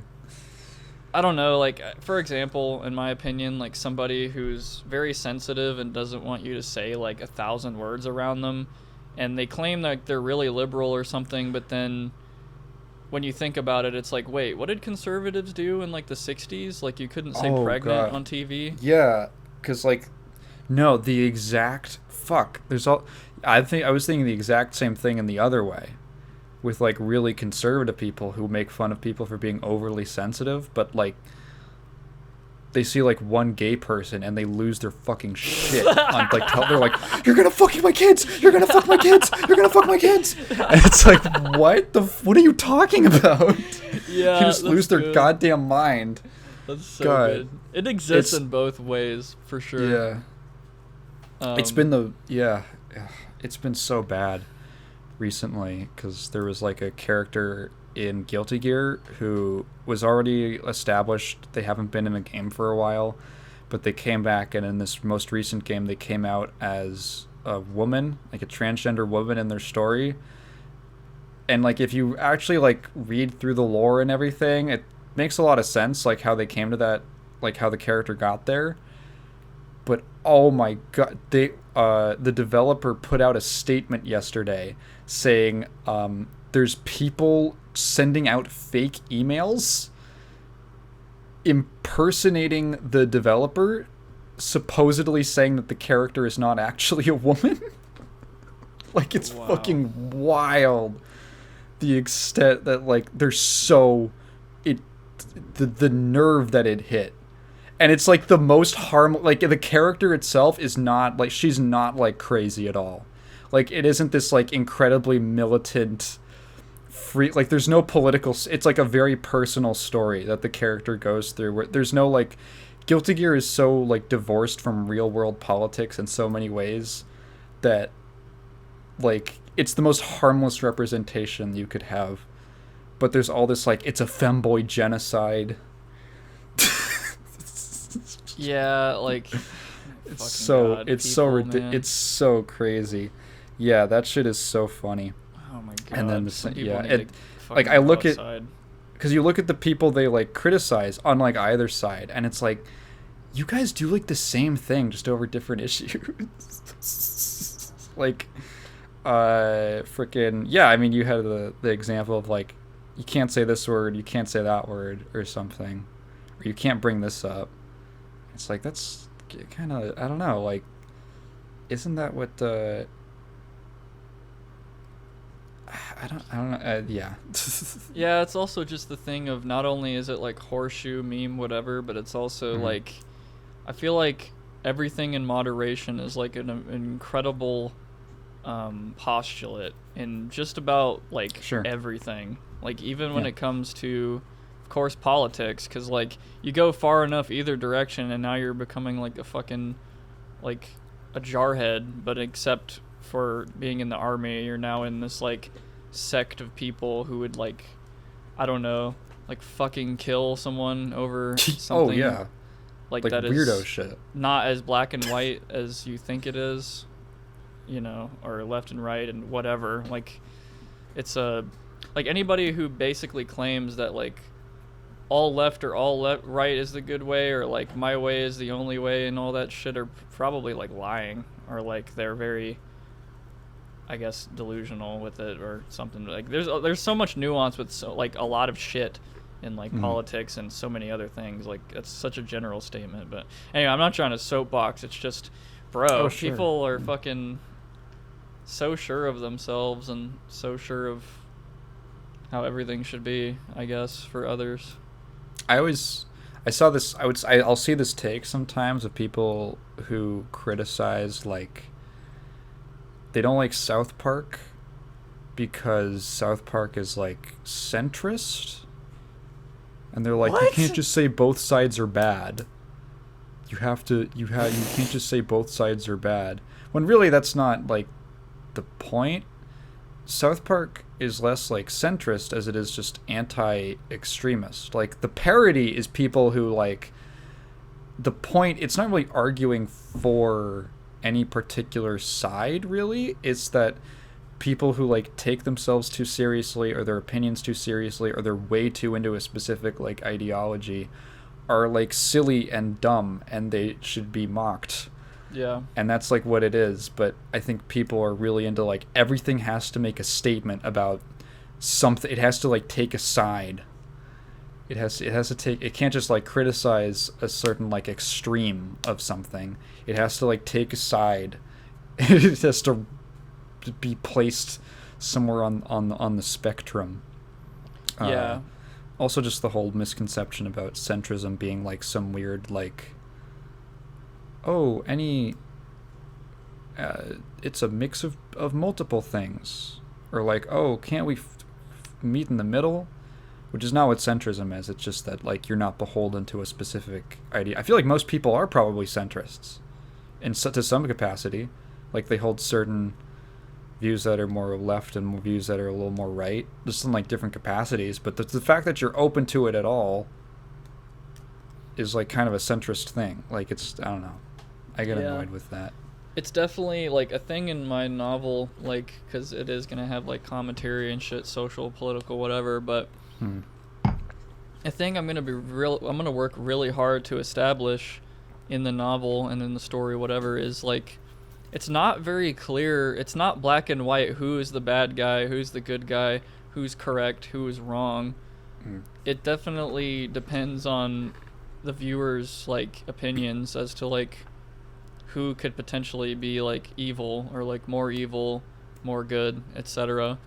Because like you could definitely see it as like the main protagonist, the protagonist Sarah, against Ketsuku, the company. Like you could argue that Sarah's the good guy, Ketsuku's the bad guy, because company bad, they did this to her son or whatever, and etc. Even though I don't know if the son exists anyway. And then Ketsuku's like, hey, we've made technologies that have fucking saved millions of people, and life is easier to live than it's ever been, etc. Like, are you just saying that like big companies just shouldn't exist? Like, you could basically take a lot of sides. Like, there's so many different, like, it's not even just that linear. It's like there's other groups as well, like groups of like mercenaries and other like hackers and shit who have their own opinions on like what's going on in that large scale city.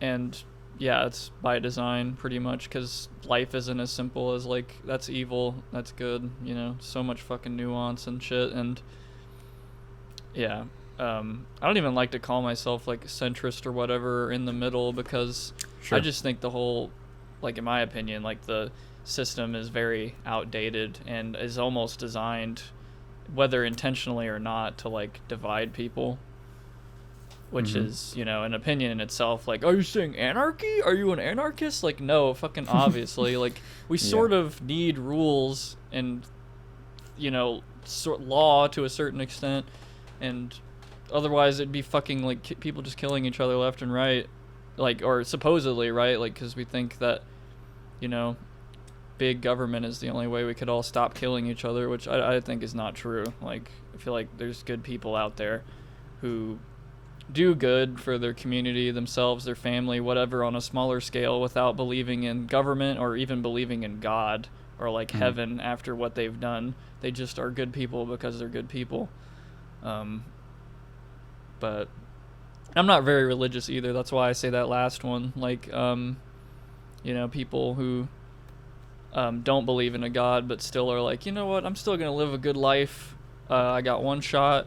My actions influence people around me. I'm not trying to do what I'm doing to get into some, heaven or anything. Just, whatever. If you believe in religion, that's cool. Like, I'm just not religious, and, I'm not saying I'm a good person either. Anyone who says, like, I'm a good person, I don't know. I'd definitely question that. I'm a fucking great person. Dude, I rock. I help the homeless, okay? I'm the coolest guy. Where's the heaven for cool people? Yeah. I'm taking my dog with me. My dog. Yeah, dogs go to cool heaven. Yeah, dogs go to dog heaven, and, well, I would hope that cats and dogs and animals get to go to, oh, Fuck, anyway. I hope. Yeah, they deserve it. What games have you been playing recently? Oh yeah, let's talk about that. All the heavy games. Political shit. Yeah. 2 hours Anyway. into the recording. Yeah, video games. Yeah. Anyway, we're gaming channels. What's up? We're gamers. I've been playing. Let me look at my Steam. Let me look at my own profile. I don't even know what I've been playing. Just old school shit, like some shit all over the place. Like, I've been replaying Fallout 4. Oh god, is that old school now? In my opinion, I feel like it sort of is out of style. Yeah, it's not like super old school, but yeah. I muted my mic earlier because I like grabbed some chips and I'm like eating it on the side because go ahead. Hunger. She went away from the mic. Yeah. Sun chips, man. Oh yeah. Mainly Fallout 4 right now? Yeah, so like Fallout 4, Counter-Strike Source. People still play that? Definitely old school at this point, yeah. Bloons Tower Defense 6, just a casual meme game, whatever. Tower Defense, I'm surprised that's even a genre that's considered at all right now. That's Why? Why dead. is that? Oh, just you think it's dead? Yeah, tower defense games. Yeah, definitely. Like when Flash went under. Yeah, I was gonna say it's very like Flash kind of genre. I don't know if that makes sense, but it was like I agree. They were so common on like addicting games or something like that back in the day. Something like that. Maybe just because like the simplicity. Or like the amount of assets you would need to make. I have no idea. There might be it might have literally just been like a trend. I played so many Flash games. My God, Flash man, games, yeah. They were so Platform cool. Racing 2, fucking Age of War 2. I remember watching the Madness series. God, playing like Madness-based games, or Thing as well was another one. I feel like I've talked about this before in the previous episode, but yeah, big Flash game enjoyer. I want to make a whole fucking video dedicated to Flash games that's like an hour long, because it's basically how I started anything gaming related. Yeah, same actually. Pretty much. Because we had like no consoles we didn't have the money for a console for forever, so I just like played Flash games. That was my main exposure to video games in my childhood. Yeah, There's I so had a many- really shitty yeah. computer and like a GameCube, and that was about it. Yeah, there's so many like genres. Maybe I'm just thinking of a couple, but there was like totally genres that existed that were almost like you would only ever see Flash games. Like you remember like escape games, like basically escape room games. Oh my god! I remember there was Yeah. this developer called Godlamations that made so many fucking escape games, like Monster Basement 1 and 2. And yeah, there was like Afro Ninja as well, like escape the bathroom, escape the car. There was one where you had to escape like this shed where you had to get an SOS signal, like you had to know Morse code to complete the game, which as a kid I just didn't know Morse code. Yeah. But God, man, there was so much like creativity back then, but I'm pretty sure we're looking at it with rose-colored glasses because there was a lot of Probably, yeah. repetition as well. Like, oh great, another knockoff escape game, another knockoff. Yeah. Like, you definitely. Oh yeah, and fucking Ego Raptor. Like, this is not games, but more so animations, like the Awesome series. Oh man. yeah. Metal Gear Awesome, Awesome Reach. God, that Awesome Reach is such a fucking weird video. Oh my god, it's so goddamn weird. Oh yeah, that's the one where they. It's not even about the game; it's just the guys who come home and they just. It's like a 20-second video, and they just. I can't even describe what They happens. go like Super It's- Saiyan and like bite each other's They dicks. bite each other's dicks off. Yeah, it's fucking weird, man. I remember watching that when I was like 9, and I was like, "Damn, I guess Halo Reach is pretty cool." It's really, it's okay. Like, I don't know, it's very overhyped.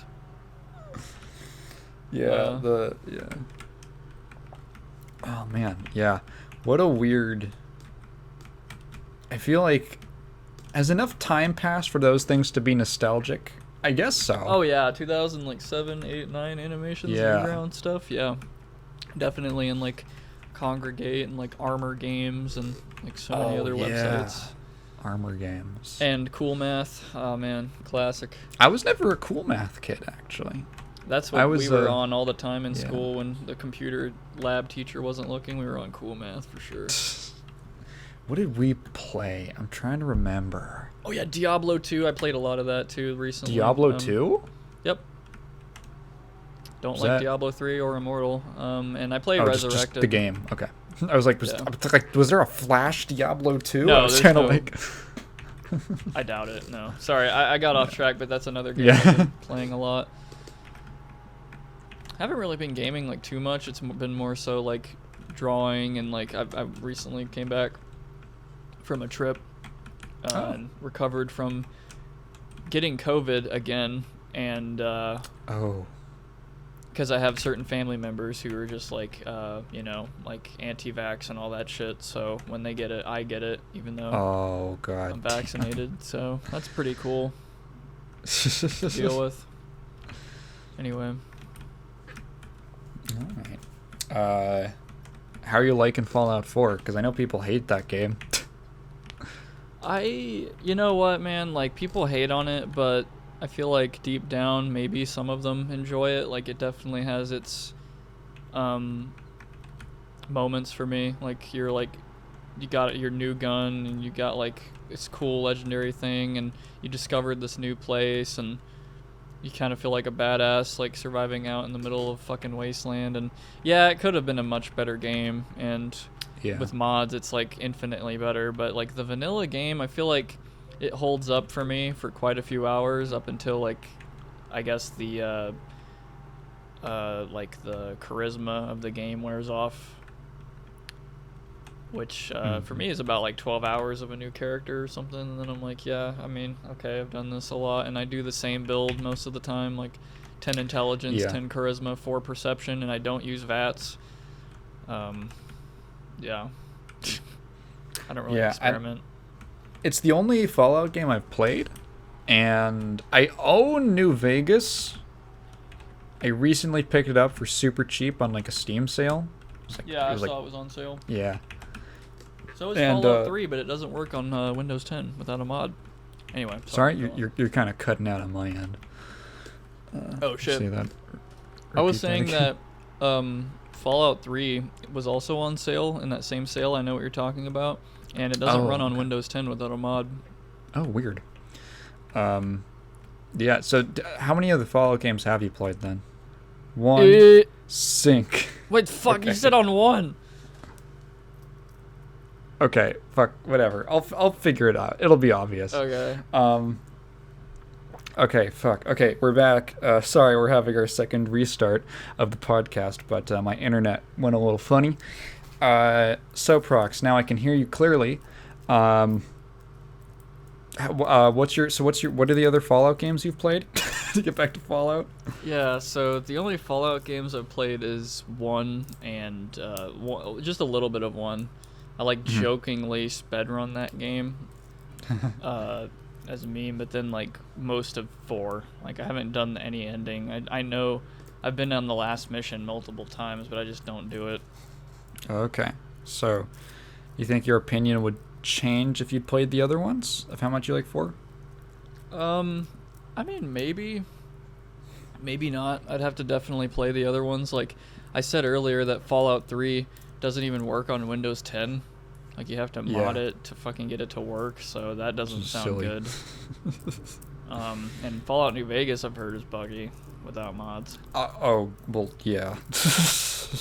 Yeah.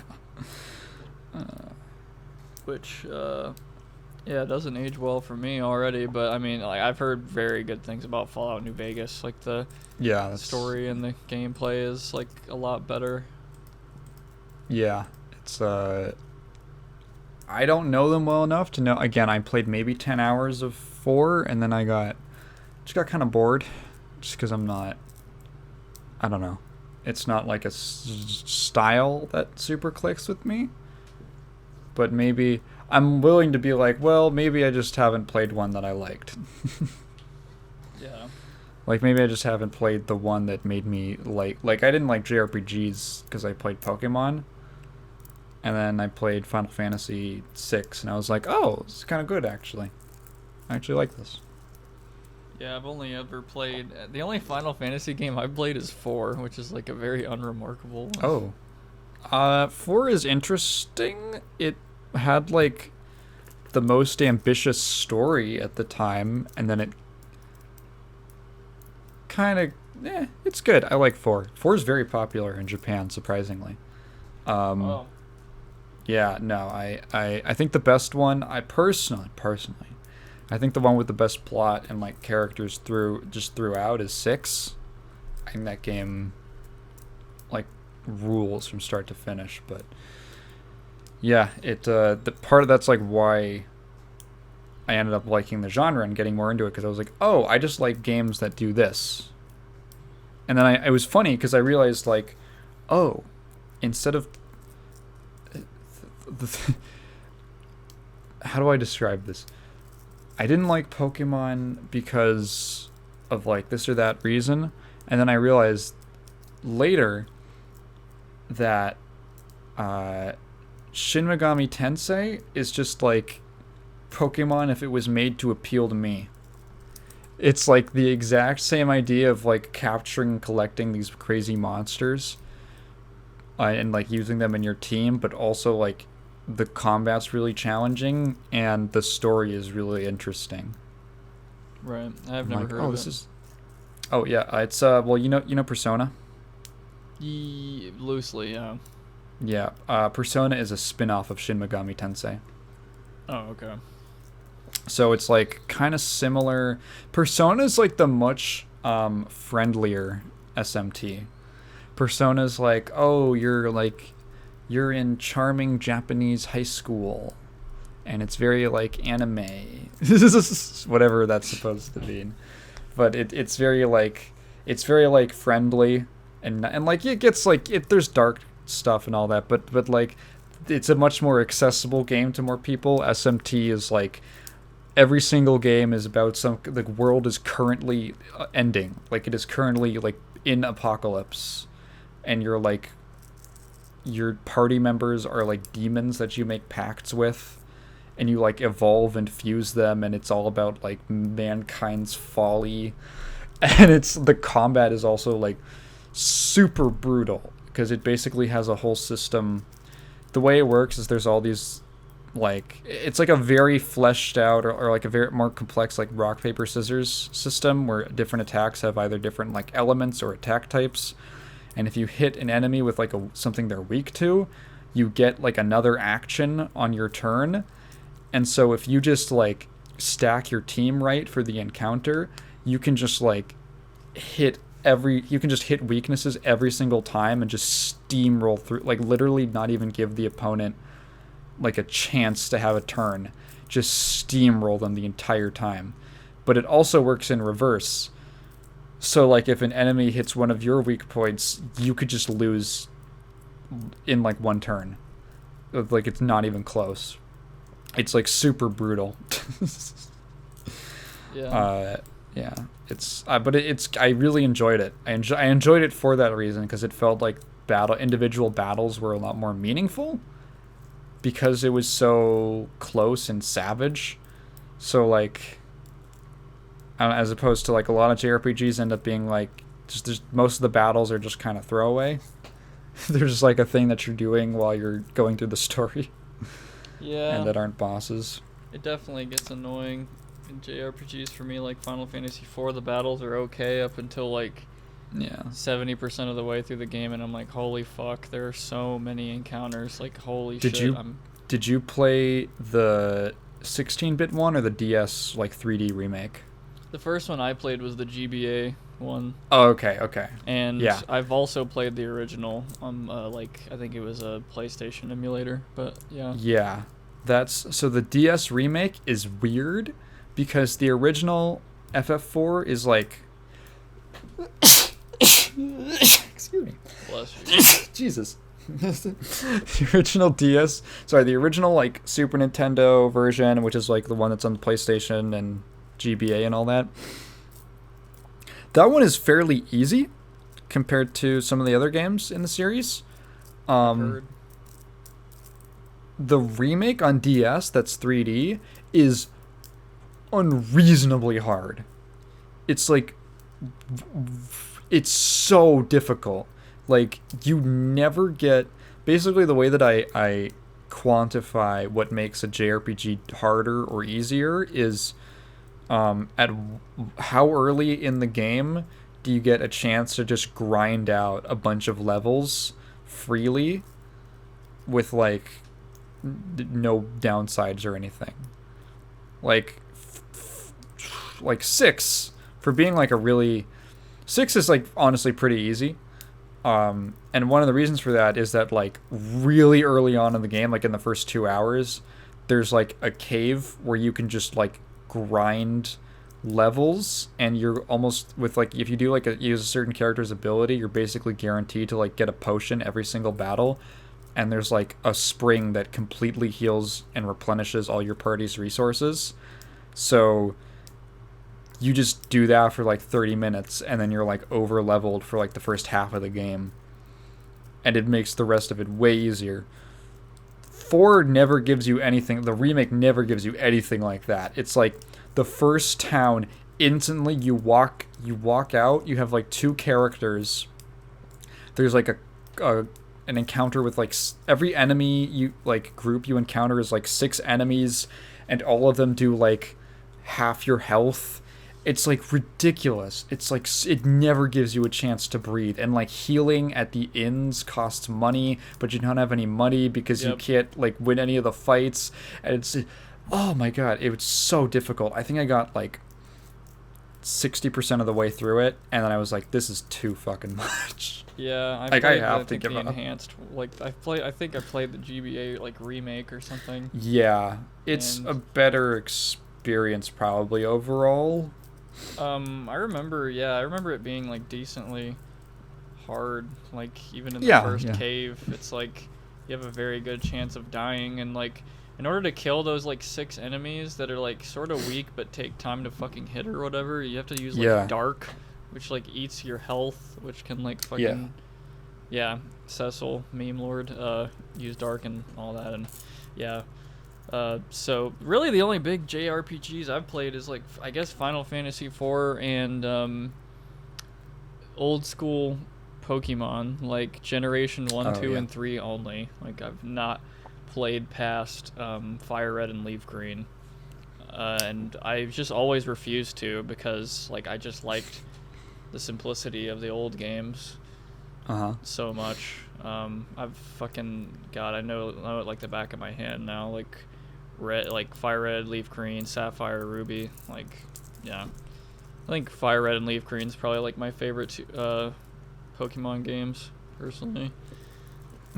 But you were man, I can't help myself. You were talking about anime earlier, and it struck my mind that I watched a Bleach movie recently in theaters. Yes. I think you mentioned this offhandedly to me. Yes. In theaters? Yeah, in theaters. There was like almost no advertising for this fucking thing. I saw it as a random ad on Twitter.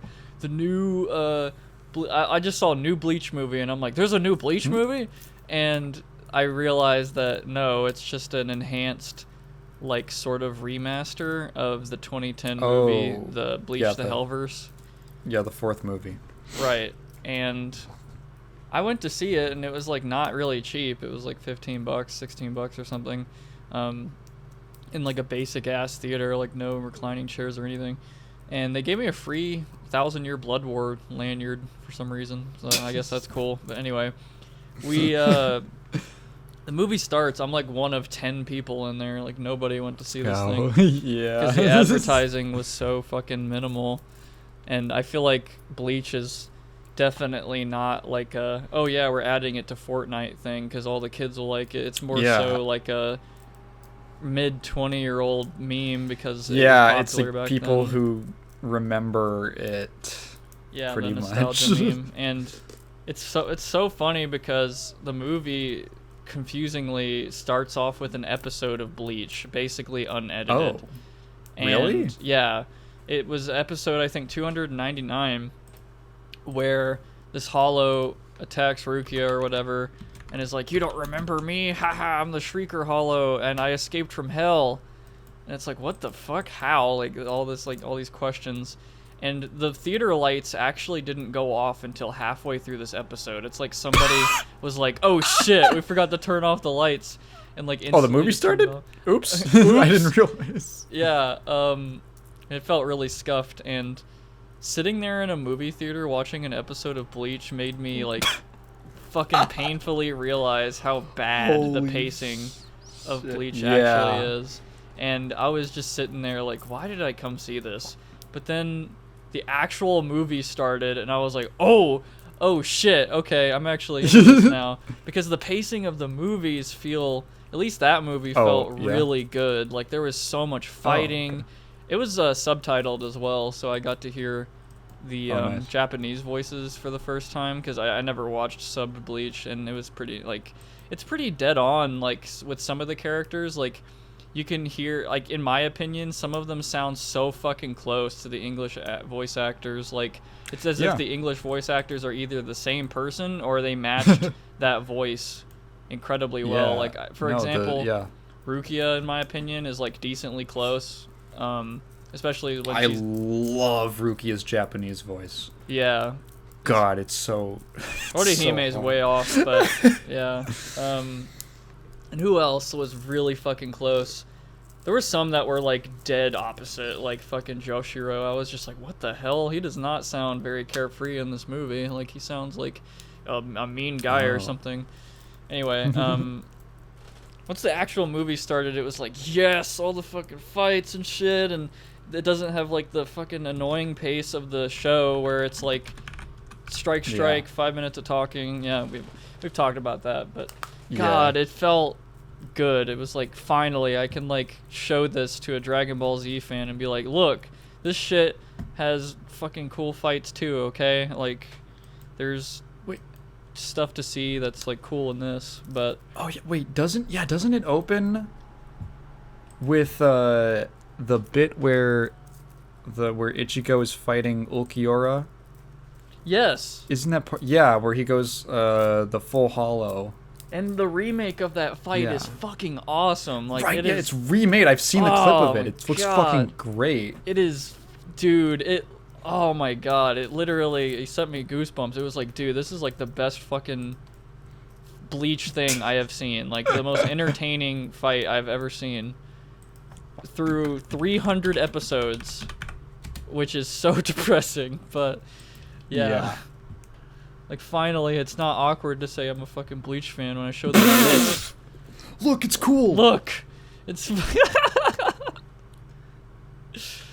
Oh man, I don't know if I asked you. I don't know if this is a question I asked last time, but did I ask you like, who's your favorite character? In Bleach? Yeah. Ooh, character Who's top waifu overall? or whatever. I Yeah. think you asked who waifu was. Overall, favorite character? Ooh. There's so many characters, and I like a lot of them, to be honest. That it's like, it's easier to like break them down into like favorite of this group or whatever, but I really like Grimjow. That's actually a pretty underrated pick. I'm not gonna lie. Really? I thought I think Grimjow so. would be really well liked. I think thought he was like is the most overrated Oronkar probably. He's the edgelord. Yeah, the 2007, crawling in my skin guy. Yeah. Yeah, I don't know. Whenever I see Grimjow, I'm like, fuck yeah. Grimjow. I think that's what makes it. I would call him my favorite character from the series then.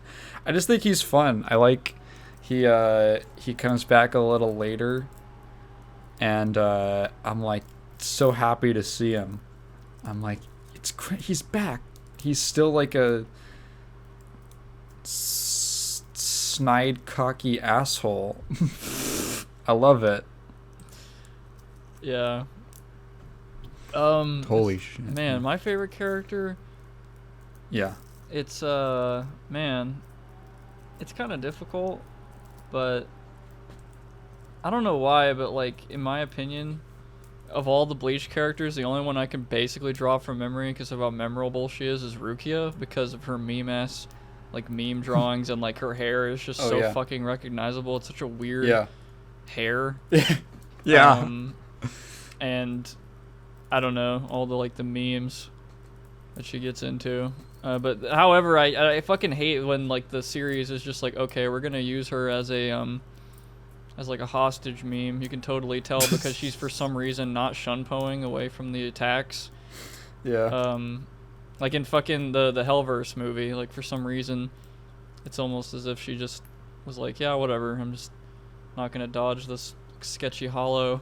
Up to a point where I almost get killed, and it's like, oh, I guess the writers just wanted to, get me captured or whatever. I'm watching that reanimated Ichigo versus Okiura fight right now. I'm watching the clip.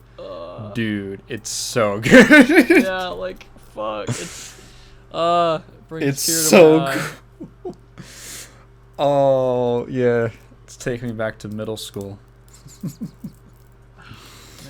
Oh god. So what do you think of the movie overall then? Because I've seen the first two.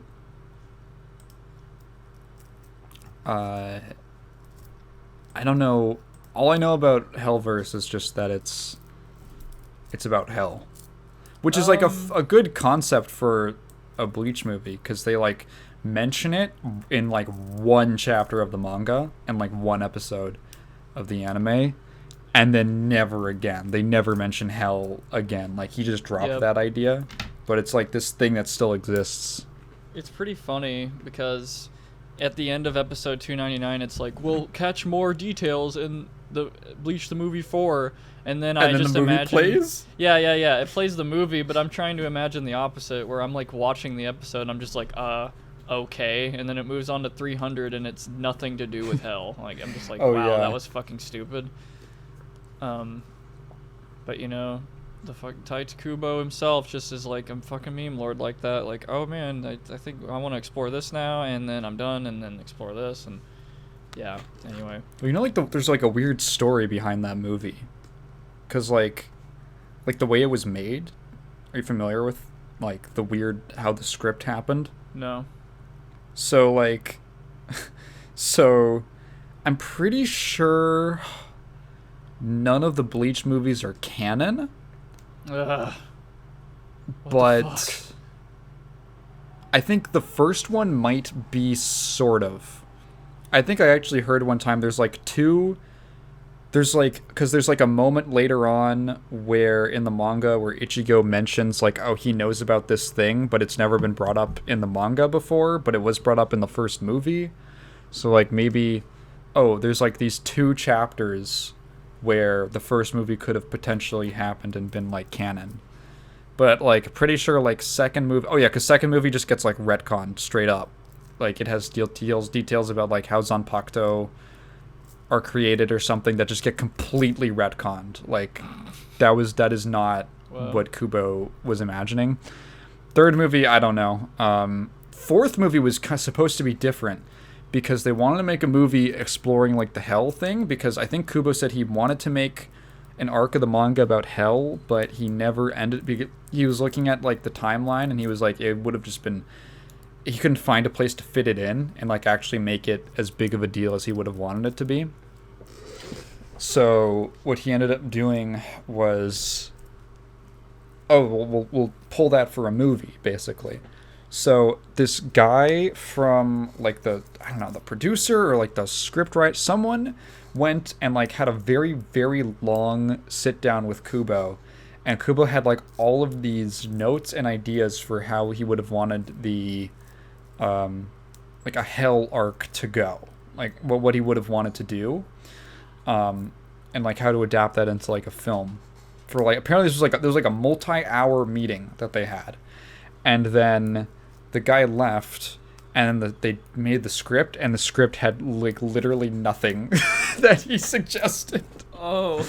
Like it was completely disregarded all of his ideas. Wow. So like, but it still says like written based on like tight Kubo. Like they would still say like, oh, with advised by Kubo, to like make it like, oh, this one's like, it's like a marketing thing basically.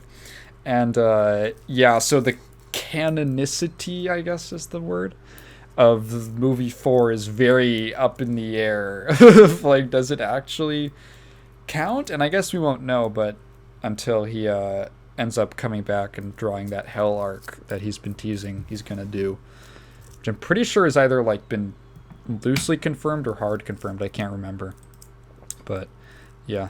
So it's, Yeah, it's, whether it's canon or not, though, I will say it is an entertaining movie. It definitely takes a lot of ideas and like speed runs it, but actually, I'm trying to think now. I don't really want to spoil anything if you're gonna watch it, but there are a few things that happen in that movie where it's like, how? Like, what the fuck happened? Like, I thought they said this and that, and it just turned around and okay, cool. Like, there's a few things, but I just kind of fucking threw it out the window because by the time I was thinking about all the ways it was bullshit, there was more cool shit happening. more cool fights. Yeah, like, it's kind of like the Donald Trump method a little bit, where he says something so fucking stupid, and by the time you're already trying to figure out what he said, he's saying more stupid shit. So you can't really, like, you can't keep up. Like, it's like shit. That's like the in Warhammer, there's just like this kind of generally accepted thing of the rule of cool. That's the ultimate like law in Warhammer, is like, does this make like a ton of sense? Not really, even in universe, but it's really cool, so that's what's gonna happen now. So that's what it's gonna be. Like, there's a ton of shit about like half of the stuff should not be oh my god, okay, in Warhammer. So there's like this very important character. His name is Sanguinius. He is like this demigod, like space marine. He's like a direct son of like the god emperor of mankind. So every one of he's all the direct sons of the emperor they're called Primarchs, and each of the Primarchs has some unique ability. Some of them are like very subtle, and some of them are like really obvious. Like one guy can literally like teleport. Sanguinius's power is that he can fly. He also has like wings. He has angel wings that are like literally on his body. However, the gigantic armor that he wears is like too heavy for him to physically lift himself off the ground. Yet he still flies. And his wings flap. Which means that the only explanation is that the ability to fly is just a psychic thing he can do, and the wings and the moving of the wings is just for show. It's just because it looks cool to have him flap his wings and fly away. Wow. Like, what? Like, what the fuck? There's another Primarch. His name is Ferrus Manus, which is Latin for iron hands. And his army, his legion, is called the Iron Hands. And Ferrus has iron hands. Like, they're coated in, like, an iron, I think. Dope. Or they're literally just iron. And you're like, oh, okay, they just named it all after that. But no. The Iron Hands were named before, like, Ferrus came about. Or, like, before, like, all the Primarchs had to be, like, discovered.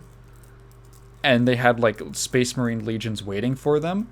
And they were already named and everything. And they just so happened to already be named the Iron Hands.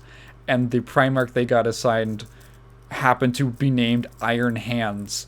And he had iron hands. It's so dumb. But it's pretty cool. Yeah. I'm kind of mixed about, like, this is kind of a joke, but I'm kind of wondering if I'm like thinking now, like, if the fourth Bleach movie had more Kubo involvement, would it be cooler or would it suck? Like, genuinely. I don't, like, just think about it. I have no idea. Some people, I'm kind of mixed about it, like, in a way, like, if I don't know, it's like a bittersweet thing. Like, if I made something like the Cyberpunk universe that I want to make, and somebody turns it into something that's, like, more well-received, I'll be like, well, okay, like, I see, like, okay. Like, I'd almost respect it in a way. I'd be a little butthurt, but I'd be a little bit like, okay, understandable, fine, you know, maybe people like it that way more, something, whatever, but it's like a thing, like, God, if Kubo had, like, so much involvement with the fucking majority of the anime series meme, and the anime series meme is, like, I don't know, it's really a gamble. It's like a 50% chance if I think an episode is like, okay, that's pretty cool, or like, wow, this is, why did I spend time watching this? Like, this pisses me off. But is that like the plot of the episode, or is it just like the production, the presentation, like I guess? Yeah, the way that, like, it's all padded. Sometimes the plot. Sometimes Kubo will pull these fucking stupid, like the hell thing, for example. Like, that's a very early thing, I think, that's shown in the anime. Oh yeah, it's in, like, the first arc. It's like 10 episodes in or something like that. Yeah, you immediately know that, like, hollows, when they're killed and they've done such heinous shit that they're fucking sent to goddamn hell, man. They're, like, fucked. But, and it's like, okay, I guess we just won't know about that for, like, 300 more episodes, or, like, ever, you know? Yeah, just ever. I mean, this kind of stuff happens a lot with manga. I haven't read the manga. I can't say anything about that. So if the manga is, like, infinitely better, then I'm sorry, Kubo, but... I believe Kubo had, like, the basic outline of the series, but he kind of definitely made up a little bit of it on the spot, and some things, like, he can definitely... I mean, it took, like... He wrote it over, like, 15 years. Like, he probably changed his mind at a few points. Oh, yeah. Like, that happens with a lot of manga. JoJo's is, like, the same way. It's just that JoJo gets around it because, for the most part, because, like, it switches up. The story switches up so often that it doesn't always, like, if Araki changes his mind on the way something works, it's like a completely different context. So it, like, doesn't feel as weird. There are certain points where, like, within the same part, he'll just change the way that something, like a whole ability will work. And it makes, like, the previous scene with it make zero sense. But he just kind of hopes you forget about it. Yeah. It's I mean, like, would it have been better if Kubo was involved? I don't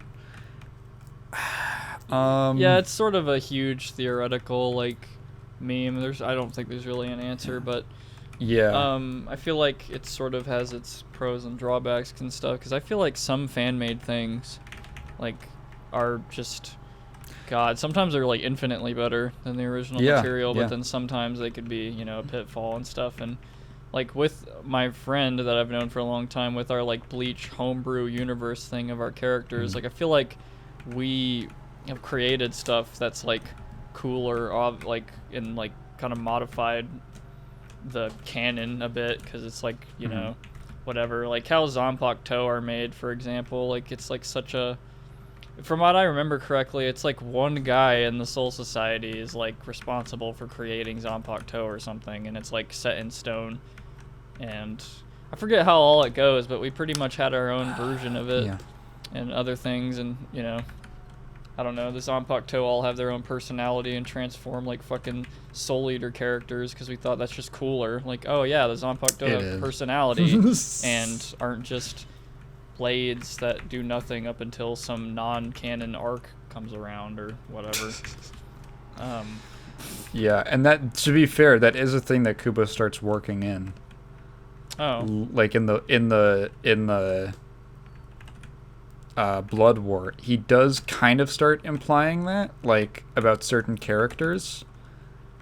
It's not, like, quite as literal with everyone as, like, oh, it's literally, like, the spirit appears and it's, like, a character, but there is, like, implications about, like, some of them having different personalities. Not everyone's, but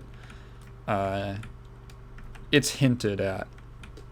And I do wish that it was expanded on, just because, like, that shit is cool. Like, the weapon personality. It's, like, a fun idea. Yeah, and we've, like, experimented with, like, visors not being so fucking exclusive and, like, so niche. Like... Yeah. Because I think... From what I understand, the only way to be a visored in fucking Bleach is, like, by undergoing that weird experimental thing that, like, Urahara puts you through with, like, a hollow or something. I don't remember the whole process, but yeah, it kind of makes me question Urahara, but it's like, well, I guess I haven't gotten there yet, or that's not explored. I don't know, but... I don't know. I think the implication is that, like, everyone has some kind of a hollow thing. Yeah. But there's certain characters who, like, bring it out. Wait, no. Doesn't Urahara make them all hollows in the flashback arc? I believe he's responsible. Doesn't he do that? Like, I'm pretty sure every visored has been involved with Urahara. Like, all of them. Yeah. Pretty sure it's because of him. And we wanted to make it not so fucking, you know, exclusive to that situation, and maybe have it be, like, sort of a more generalized thing. But yeah, anyway, we've taken tons of liberties, like, again, fucking nerfing Aizen, and because, like, again, how do you beat Aizen? Like, bruh, you don't. You don't. Yeah, that's why Kubo was like, put him in the chair. Put him in a chair. It's so funny. Yeah. Ichigo's parents all had this, like, crazy orgy with all these different... Oh, God. It was... Yeah. Ichigo's species. parents... Wait, is that your thing, or... No, I'm just joking. Like, this is a joke that, like... Ichigo's... The way... Yeah, it was, like, this... There's this bizarre, like, crisscross of how Ichigo came about. Like, you're not entirely wrong. It was... No, it's not exactly... It wasn't, like, a big orgy, but... I'm joking. I know how. Like, I know it's, like... Yeah. Quincy Hollow, Soul Reaper. Like he's fucking, he's like the fucking the meeting point of all of those. And human, technically. So. Yeah. So boom. Like, how the fuck Yeah. do you win against that? Apparently, fuck. Well, overall, you like the movie?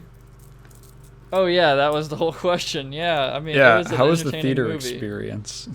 Theater experience. It was just, I don't know. It was fine, I guess. Just like 10 guys in a theater. Yeah, it was like mostly dudes by themselves and like maybe like one group or something. Like I was just sitting there like, yep, this is pretty much the crowd I expected. It was like basically nobody, and then everybody's like mid-20s or like 30, because yeah, no young person fucking watches Bleach. Like, Yeah, that's not it's happening. not in style. Yeah, so to speak. Like man. frickin' oh my god. When the last like My Hero Academia movie came out, no, was it My Hero or Demon Slayer? No, My Hero. I think I haven't it was caught the up more with recent one. My Hero. I think I'm like 2 seasons behind, but I haven't watched it since like the third.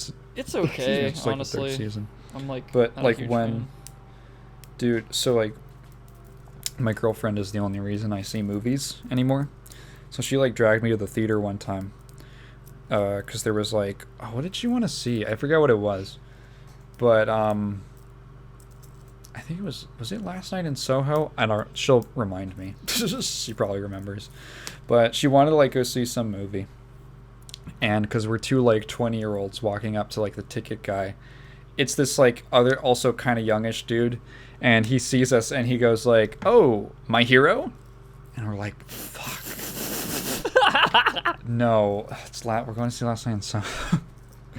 What have you been? I think it was like The Northman or something like that. It was some. I don't remember what was out when, but it was like some fucking definitely not My Hero Academia. We're like, no, we're not. We're just he completely stereotyped us. No, it wasn't Sonic. Oh, that reminds me of a different weird theater experience when we went to go see Sonic. Oh yeah, I've seen both 1 and 2. It's again, it's okay. Yeah. It's just, I don't It's know. fine. Okay, thank God. I feel like I'm in this weird state. Anytime I would see anyone bring up the Sonic 2 movie, I feel like I was losing my mind because they would talk about how amazing it was, and I was like, it was fine. It wasn't like, it was fine. I mean, it was like, It's very safe. Like, it's a very yeah, safe that's what movie. I was like. It doesn't really. It didn't really impress me that much. I was Yeah. like, it's fine. Like, kids, families will like it. I was like, okay. I mean, I like Tails' character. Like, he's definitely my favorite character in the movie. But other than that, like, it's like, yeah, it's what you'd expect. Wasn't the craziest thing, but I don't know. People talk about it like it's this crazy masterpiece. I'm like, it's good. Wait, you don't think? I It's think the best Sonic movie? fans are just Wait, Sonic fans are just like those like they're just like these battered housewives. And whenever they get anything that's like when they have that like one nice day, Oh my god! Dude, they're like, oh my god, about- everything's so great, everything's amazing. He bought me flowers. Man, and then, like, that sounds like a you know. Bleach fan. I'm not gonna lie. Oh man. The most oppressed anime. Dude, I swear, but I don't hate it. It's just like I totally see Yeah. all the all the criticisms. Like most of them are fucking correct. Like, Yeah. man. No, but okay, I'll retell this story, but I'll tell it for the first time for you, I guess. But Oh. I haven't told this in a while. So when we went to go see Sonic 2, we got to the theater a little early, and early enough that the specific theater house we had tickets for was not they weren't seating yet. The previous movie was still going, actually, which I believe was also just Sonic again. So we decided to just kind of wait out in the little lobby of the theater, and we were just kind of like sitting at a table, and this older woman comes out. She's like maybe in her 60s, maybe 70s, I don't know. This older woman comes out, and she sees us sitting on the side, which is right around where like the theaters come out, or like where like you walk out, and my girlfriend was she was like decked out. She had like a little Sonic plush. I think she was wearing a shirt, maybe. I don't remember. She got like the promotional comic book and the poster. Like, she was obviously there for Sonic. And this older woman sees us, and she goes, "Are you two? Did you two see Sonic?" And we're kind of like surprised that she was talking to us, and then we were like, "Oh, no, we're actually waiting for our theater to open. We're about to go see it." And she goes, "Oh my God, it was the best. Kids loved it. Parents loved it.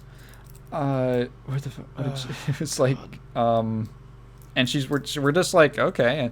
And she goes, "I saw this little girl go in, and she looked at me and she said, 'I'm 4.'" And I said, "Oh, I'm 74," or something like that. And I was like, "Oh, that's cute." And then she just, with like complete sincerity, says, "If we ever meet Sonic, I hope he's on our side."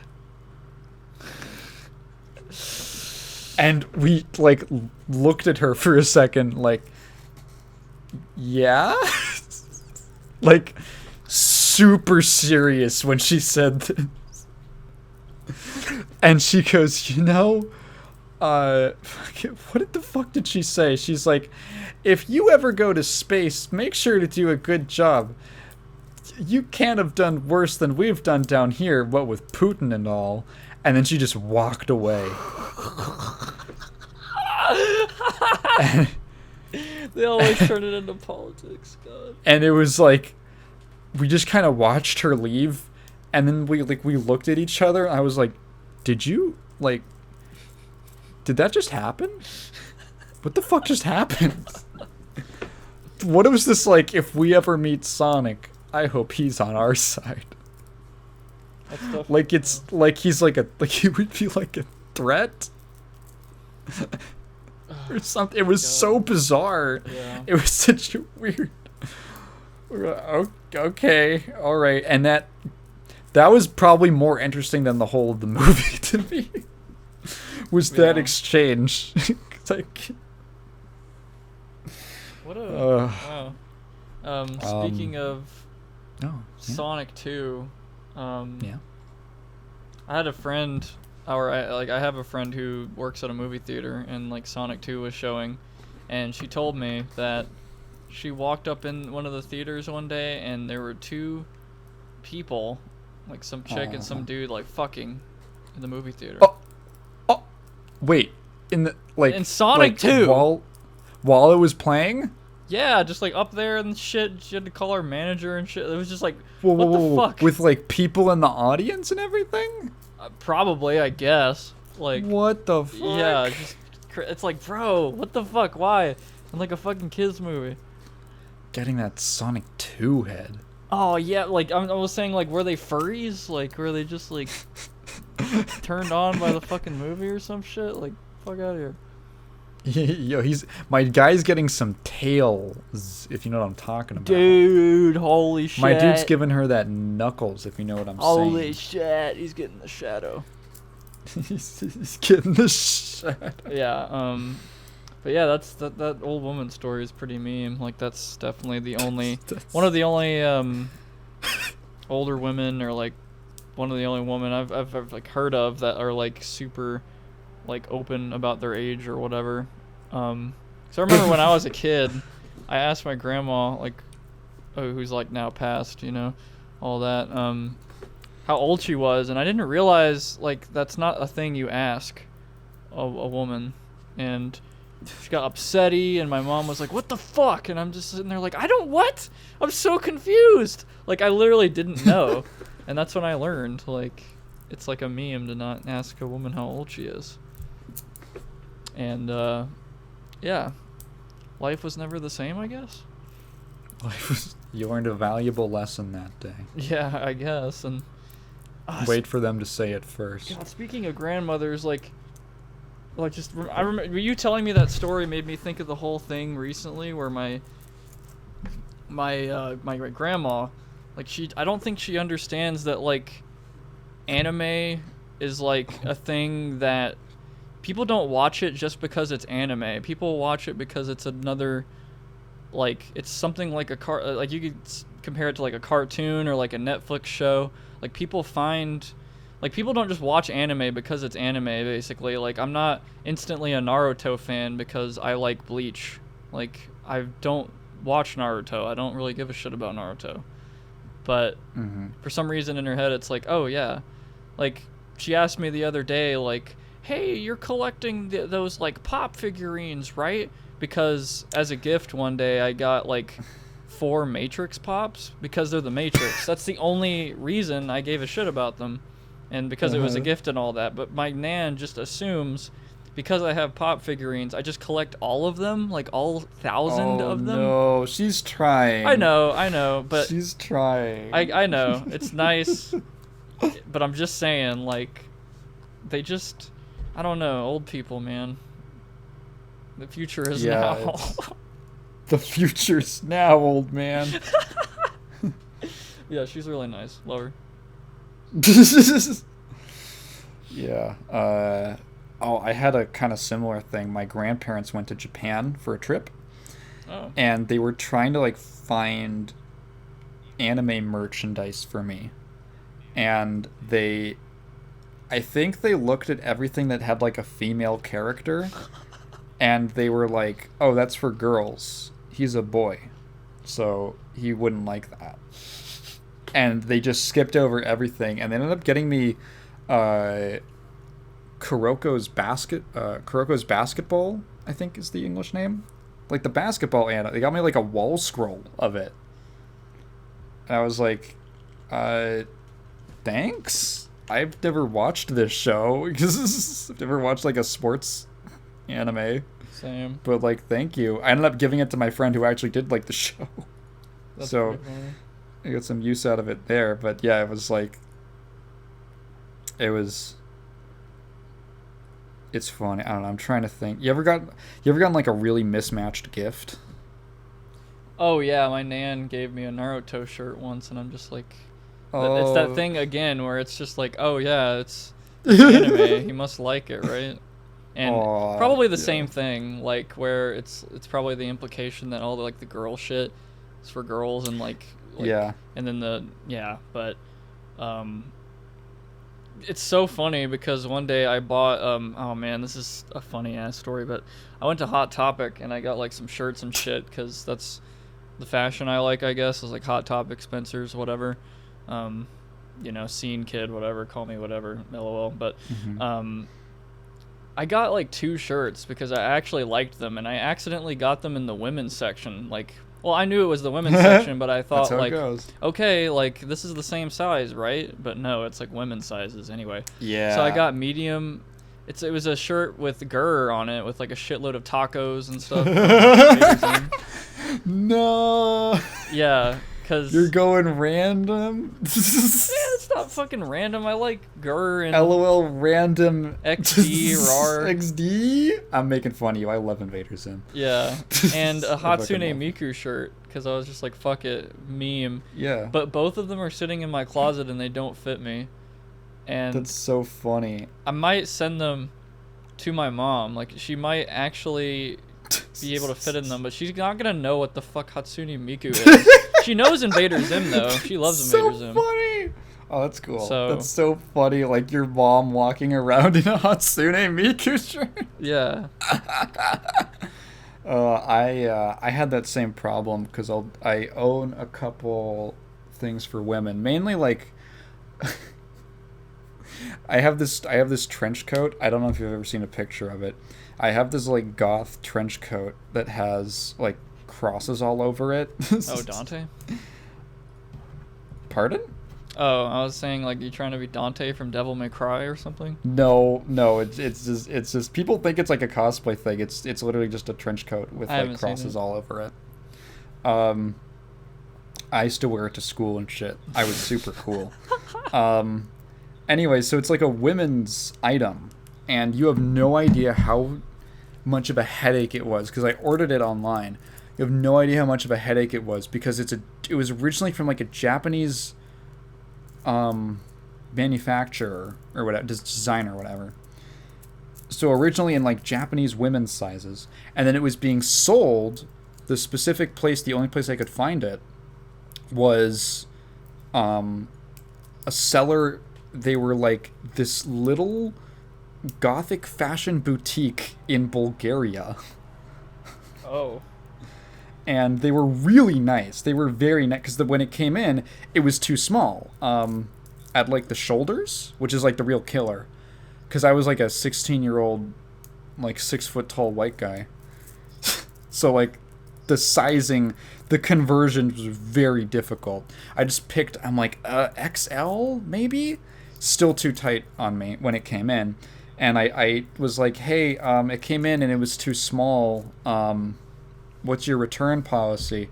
And they were like, honestly, just like sell the item. Because they were like, with the international shipping costs, it's going to cost you way more to send it back to us. So just like sell the item and we'll give you another one free in like another size, in like a bigger size. And so I sold it on like eBay. It took like 2 months to sell, but I sold it on eBay, and eventually they mailed me back, or they sent me a bigger one that actually fits that I currently have. They were super cool about it, but yeah, it was the process was the sizing is especially with like different countries, because they're all tuned to like, they're all like balanced around that country's like average height and size and shoulder broadness and all that. And like once you get through like enough layers of conversion, it's just like it's so hard to tell like what is an XXL for me. Or in America. Like if you go and buy clothes in Japan where the people are just generally smaller, it's like you have to buy like several sizes up. Damn. Yeah, I didn't really think if you're of like that. a white guy. Yeah. Oh god, yeah. To just do medium was, on everything. But yeah, medium women's, nope, way too small for me. Yeah. I have to get like a I'm large. usually a mediums. For men's, it's like I'm a mediums unless I want to be spacious, and I'll get a large. God damn it, man. Why? I don't know why the only girl shit they had was like on the female, like fucking women's section. I'm just like, bro, like what the fuck? Dudes can like Where's the Gur and Invaders and bros? shit. What was like the men's section then? It was like fucking huge, I guess, like the general men's section, or like it wasn't the men's section, it was just the general one, I guess, but had like a bunch of Death Note and like My Hero shit. Like I got a Death Note shirt, and it's actually fucking really good. And Max has told me that I look like Light Yagami on the shirt because he's on it, and I literally look like him. Oh my god. So yeah. I'm just like Light Yagami. Yeah, I'm as cool as Light Yagami, even though he's kind of stupid. I'm like smarter than everyone else. And revealed himself to L like really early in the series, but whatever. Yeah, he's smart. Have you seen the post? It's like, fuck, I don't know if it's a copy pasta. Fuck, I don't know if I could find it. But it's like a fan fiction someone wrote that's like a total joke, but it's like L asking Light if he would top him or something like that. Or like, would you suck my dick? And it's like, it goes into like the whole thought process where it's like, hang on, fucking Death Note. Oh, what the fuck would I even search up? Oh wait, is it in my history? Yes, it is. It was in my history. So okay, fuck. I'll read it and then maybe we can draw this to a close. Light. Do you want to have sex? Light almost choked on his sip of coffee. Think. He had to play this strategically. If I immediately say no, he'll definitely think I'm Kira. It's too obvious. Would Kira have gay sex? Kira would never let himself be in a position so vulnerable. Never mind gay or not. Though, ... Would he? Kira, albeit drawn from me, is a concept who exists in a divorced state. While I may not jump at the opportunity for sex, someone such as Kira may see it as a show of power. So if I declined here, Elle may suspect that I don't want to come off as too power hungry and accuse me of being Kira. I have to go through with it. I don't have a good enough reason to reject him. But if I say yes, that still points towards Kira, who could use the argument that, quote, a hole is a hole, and therefore top. If I suggest topping, he'll definitely think I'm Kira. But wait, that's it. I'll take his dick up my ass, proving that I am neither homophobic nor Kira. L, in the meantime, ate his cake without so much giving it a second thought. His trap was well laid and well prepared. If Light asks me to top, he's definitely Kira.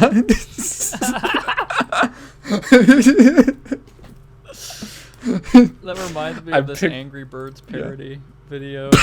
If you remember that one. What? No. What is the Angry Birds? What are you? What? Yeah, hold on. That's no. I'm imagining the the whole time he's it's this fucking video. This shit. It's fucking Death Note, but so with Angry funny. Birds. Oh, solid JJ. Oh no. Yeah. This isn't gonna show up on the recording, but to pay my way to victory. Hey, Light, what you doing on your phone? Oh, hey, Elle, just taking a break from the investigation with some Angry Birds. Want to try? You know, Light, you seem like you really are just one bird away. Why not buy it? I mean, you've come so far. Maybe. He's using this microtransaction to see if I'm Kira. I'll have to be careful. Probably already deduced that if I choose to buy the bird, that I'm willing to do whatever it takes for victory. Which might mean I'm Kira. But if I don't, wait, then Elle thinks that he'd be willingly choosing defeat, an attribute very unlike Light and very unlike Kira. However, or of course he could simply just buy the bird and miss the shot. He's definitely able to tell. I can't be so obvious. I don't know if this makes any fucking sense if I'm just reading it out loud. My best would be to buy the bird and destroy what's left of the pigs, because that's what Light Yagami would do regardless if it were Kira. But then, that would only add to my suspicion, and the probability that Light Yagami is Kira would skyrocket. Damn him, I played right into his hands. I have no choice but to decide, protect my identity or destroy the pigs. Damn you, Will. The music makes this so good. Holy shit. Oh my god. I like how the first suggested video is top 5 smartest Death Note moments. I see that. Like as if this was on it. Oh, that's so funny. Okay, well, it's been like over 3 hours that we've been talking. Yes. I think we're ready to draw this to a close. Yes. Well, it's been a pleasure having you, Prox. Yes. Come back anytime. Would you like to plug anything before you go? Yes. I would like to plug the Death Note meme. Not really. The like Prox is Frisky on YouTube. You'll find me. Just one word, Epico. Instagram, Twitter. Yes, very good. And hopefully a new video out from me not too long from now. So epic. Okay. Very nice. All right. I was most of the games I've been playing recently have been for the upcoming video. So I guess that'll be a little teaser for you guys that it will be in a multi-game video, but I'm not going to say what. It's a concept I've been excited to do for a little bit. Thanks for having me too, by the way. Epic. Yeah, of course. it will be out. I have to get it out before the end of the month, or else I make half as much money. So expect it on or before this upcoming Wednesday. So keep an eye out for that. Don't think I have anything else I really want to feel like announcing. So otherwise, thank you so much for listening this far. If you've been listening, if you have a question, leave it in the comments below, and I'll definitely get to it next time. But please phrase it in the form of a question, because I don't want to just read your thoughts out loud. I've been Tygan, and Prox has been Prox. Check out his channel. He makes some pretty fun videos, plural. And yeah. Oh, Patreon. Give me money on Patreon. Ooh. You fucking whores. I'm sorry. Oh. Damn. It's funny if I get really aggressive right at the end. Yeah, that's... Anyway. Bye.